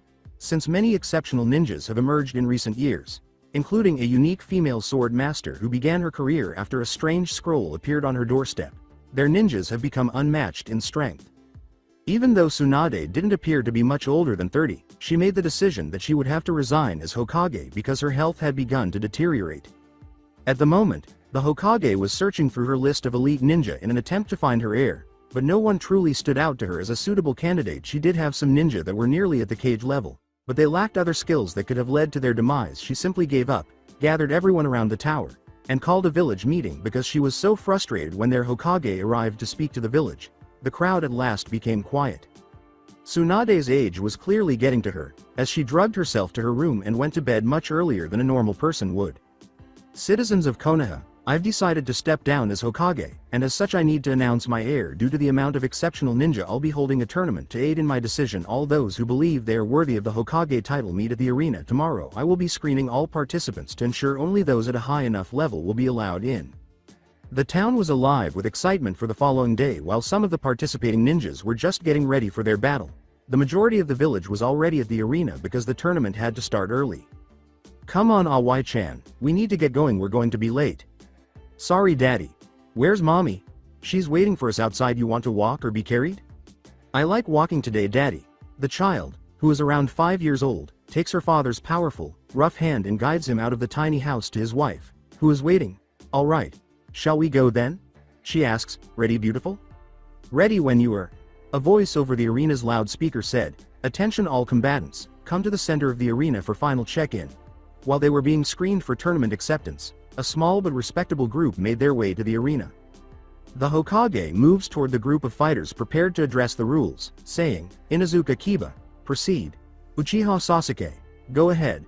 Piasano Ultia, you're good to go. Yushiro Itan, okay. Asuka Hishin, why not? Rock Lee, go on. Tries to hide from the spandex. Kaizen Yushido, looks like you're the last. As Tsunade said, okay, there are apparently an odd number of you, so we will have to. The arena was filled with intense light and enormous amounts of chakra, drawing everyone's attention to the center of the arena. 3 figures appeared as the light began to go out, one of whom was quite short. Everyone gazed at them in anticipation of discovering their true identities. A well-built blonde wearing a dark trench coat with flames running up the hems was revealed when the light abruptly vanished as quickly as it had appeared. A young girl in a light lavender kimono was standing next to him. Holding his hand, her dark hair was pulled back into a ponytail, and a few strands framed her small, delicate face, which featured light-colored eyes. A larger version of the girl, with her hair allowing it to fall halfway down her back, was holding onto her other hand. The elderly Hokage demanded, why have you interrupted this tournament? Explain yourselves. She must now require glasses. She moved forward, giving the small group a questioning look. She saw the blonde turn to face the girl. Awai-chan, go meet your Obasan. The blonde hardly had time to say that before the young child rushed and leapt into the Hokage's stunned arms, beaming broadly. Tsunade asked, glancing at the young girl, what is this? Tsunade Ba-chan, I finally get to see you. The young girl embraced her neck and cheered. Why are you calling me Ba-chan? I never had kids. The blonde's eyes met the dark-haired man's, who was staring at him with blazing red eyes. Hey, sorry I'm late, Kasen. You wouldn't believe the traffic when traveling between dimensions. He called out to him, hey Sasuke Teme. Sorry I couldn't be there to bring you back myself, but I had a personal issue to take care of, you understand right? The Hokage then seized him in an embrace while still holding Awai, preventing him from seeing the Uchiha's smile. Sobbing on his shoulder, she said, "I thought I'd never see you again, Naruto." Tsunade released him from his embrace, but she kept Awai safe in her arms. "For a while I almost didn't think I'd ever be able to return. But Hinata-chan is amazing. I think she is a greater medic than anyone has ever seen. I see you like Awai about as much as she likes you. She's been dying to come here after I told her about you. She definitely is a cutie. You two have done well raising her. I take it then you want to enter the tournament?" Naruto approached where Hinata was still standing and dragged her back to Tsunade, saying, "You bet, Hinata-chan fixed me up better than new. How about we get this party started then?" He gives her a quick lip lock, which makes her face flush a little. "Hinata-chan, I see some of our friends in the stands. Go say hello to them. I think Awai-chan is quite attached to where she is currently, so don't worry about her." You would think that after kissing him for 10 years, she would have moved past the blushing issue, but some things never change and shouldn't. She nodded shyly before vanishing and resurfacing in the stands to discover the group of friends that were unavoidably present. Yushiro Itan vs Inuzuka Kiba is the first match, Piasano Ultia vs Uzumaki Naruto is the second, Kaizen Yushido vs Uchiha Sasuke is the third, and Asuka Hishin vs Rock Lee is the fourth. The first and third place winners will square off against the second and fourth place winners, respectively. The finals will follow the rules are similar to those of the Chunin exams, but because of the difficulty of these battles, there won't be a proctor. Everyone now proceed to the contestants' box. The audience was unaware of the newcomers at this point because their recent conversation was too quiet for anyone to hear. The usual group was found sitting in the same area, talking among themselves. Naturally, the female counterparts joined them. The Hokage grew weary of watching Hinata consider leaving, so she pushed her forward to the group it sat with her old teammate, Jiraiya. With Awai still attached to her, Tsunade reappeared in the stands next to Hinata, who hasn't worked up the courage to join her friends quite yet. "Who is that adorable little Hyuga you have there, Tsunade-sama?" The group turned to stare at the little girl as the blonde Kunoichi, who was sitting with her slack husband, asked. Hinata calmly responded, "Her name is Awai, and she isn't a Hyuga, she's an Uzumaki." As she sat down next to Tsunade, everyone's eyes were fixed on the dark-haired woman, and even those who didn't know her well were aware of the Uzumaki name because it was now recorded in history as the family name of one of the most renowned fighters. Hinata? That blonde is? Yes, Sakura-san, that is Naruto-kun. Is he okay? The oddly chatty Shino was asked. He seems to be low on chakra. He's better than okay. Just wait for his match. The group was focusing on Hinata and not the fight going on when they noticed a bruised man approaching them with his enormous dog. He said to them, "Hey guys, that guy was much tougher than I thought." Akamaru agreed and barked. "I believe my husband taught you to never undervalue your opponents. Kiba-kun, he grew out of his denseness, at least." "You mean that he is no longer dense?" most of the group asked. "No, he wasn't. He simply wasn't taught in a way that made sense to him. We'll talk later. Naruto is starting his fight." Iruka was the one who was most surprised by this news. He nearly thought Naruto was unteachable during his time at the academy. "I've taught him everything I know about politics and stuff like that to prepare him for being Hokage." The platinum blonde woman pulled out a very rare-looking weapon and prepared to attack her opponent. She wasted no time in attacking him, and he blocked every blow with his metal-backed glove before looking directly into his eyes. His assailant winced briefly before retreating. "I see you used the scroll I left you. I'm sorry I had to take Hinata with me when I left. I really wanted to help her genins, so I did the best I could. Thank you for the scroll, but I have surpassed the simple teachings on that relic. I am now a sword master." "That's fine, but I'm too strong for you." The two leapt swiftly around the arena, Ultia on the offensive, slicing and slashing at the spiky blonde while steadily increasing speed. After 10 minutes of slashing without cutting, Ultia stopped her attacks while panting, saying, "Are you tired already?" As he jumped forward and threw a kick faster than she had anticipated, forcing her to block it with the broadside of her sword, Naruto asked, her eyes widening in surprise as she saw his foot strike the sword and shatter the blade. "How on earth are you able to break my blade?" Gazing at the now useless sword, she inquired. "You're still a long way from mastering the sword. Although your skills are unrivaled, we live in a world where chakra exists, so using it to bolster your blade and strengthen attacks while sword fighting is not cheating. In order to assess your progress, I would be happy to spar with you once more in the future." "Spar? Do you believe this to be a spar?"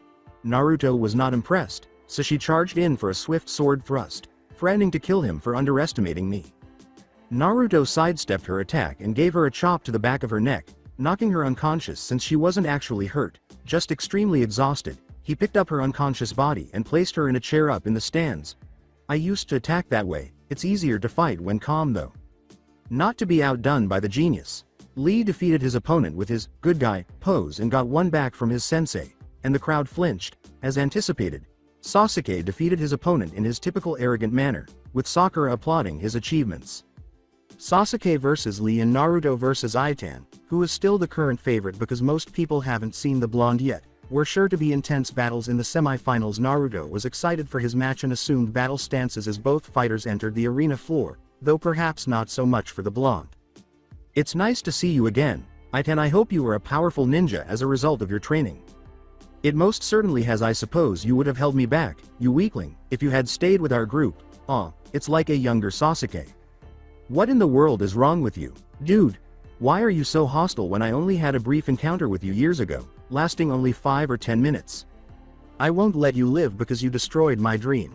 Itan saw Naruto trembling in front of his power, and his anger shook the stadium as his chakra exploded to levels that few had ever seen before. You thought you had real power or whatever you said back then, but mine overshadows yours, Itan said. He said, I will be the greatest Hokage. You see, Hinata-chan was so strong that I didn't undervalue him in my entire life. I have never felt so much chakra. I hate to say it, but Hinata is outclassed. Kiba was surprised to see her smile when he thought she would be depressed.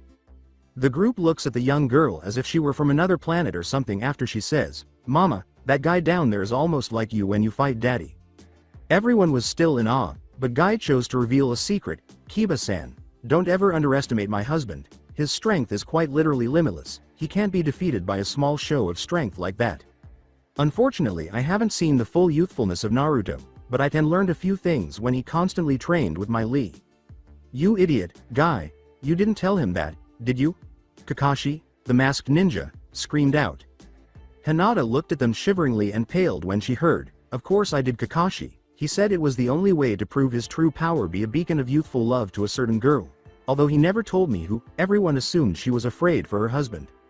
With all due respect, Guy-sensei, you are a complete idiot, Hinata screamed. Itan might die now because of this. Her loud voice stunned the group once more. You would think that with everything they didn't know about them now, they would be permanently stunned. That's absurd. Hinata-san, he has access to the 7th gate and can hold open 6 without hurting himself. Hinata sighed and shook her head, saying, unless he tries the final one, he won't die from the technique. They were all perplexed, but they turned to watch the battle play out. It wasn't the technique I was referring to, just pray he doesn't announce to Naruto who he is pining after and he may live through the day. Itan smirked and said, see, you're even shaking at my strength. He continued to smirk until he heard what sounded like laughter, which increased in volume, and the young Hokage hopeful noticed that the laughter matched what he thought was shaking in fear. I've warned you not to undervalue people before. I'll overlook this one for the time being. Naruto threw off his bulky trench coat, which thudded against the ground and revealed an old, faded jacket. Chakra exploded from his body, filling the arena with the same amount of energy as his opponent. I propose that we only use taijutsu to fight. Anything else would be disastrous to the village and might result in needless deaths, like you. Are you worried that your ninjutsu will become uncontrollable? With a kunai drawn to his throat, Naruto materialized beside him in an instant. Naruto flashed back to his previous position, put his kunai back in his pouch, and eyed the still smirking ninja in front of him. No, it makes it fair since I won't be able to use the Yondaime's Hireishin. There are already seals for the technique all over the stadium from my last fight. I will kill you and take what is rightfully mine, your wife, but you should have killed me when you had the chance. Itan focused and opened 6 of his chakra gates, causing thunderclaps to begin tearing down the arena's walls. Did he really say what I believe he said? Hinata? Tsunade, sitting next to 2 equally terrified perverts, asked with wide eyes. Can he exert all of his strength? Kakashi asked, trembling. Hinata responded to them by saying, unfortunately yes, on both accounts. Mom, will Daddy become frightening once more? Awai inquired. Awai gave Tsunade a tighter hug for protection, saying, probably honey, but you'll be safe with your Obasan.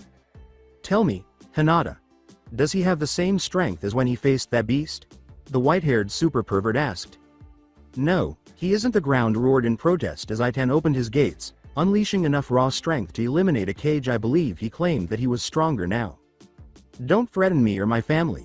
You are obviously the most foolish person on the planet. You are a disgrace to the village because you prioritize your own interests over Konoha's objectives. I detest flaunting myself in this way, but I have no choice. Normally, he would have seized the opportunity, but Hinata has somewhat subdued him. Ancient arts.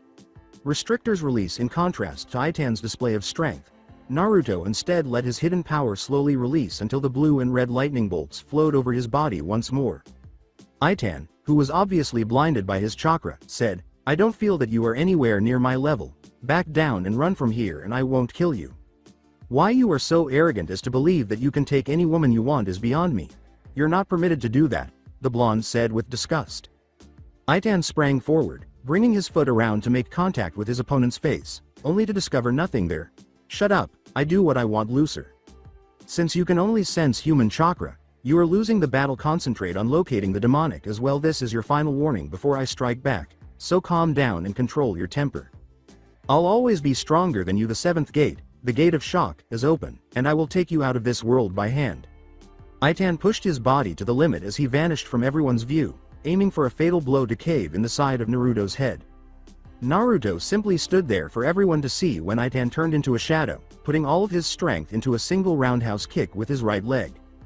Before Itan connected, he hardly noticed how quickly Naruto's left arm wrapped around his leg and held it under his arm. Naruto stepped forward with a firm grip on the leg, bringing his right elbow down on his thigh, crushing his femur before he could even scream in agony. The blonde's left arm smoothly released the leg as his left elbow connected with Itan's shoulder, dislocating it and breaking his collarbone. The arena was silent and flinching when they saw that Itan had a new backwards joint in the middle of his femur to join the sideways look of his shoulder. Your own desires have caused you to lose focus. I think you might have had an outside influence messing up your head too at some point, but you shouldn't have that problem now.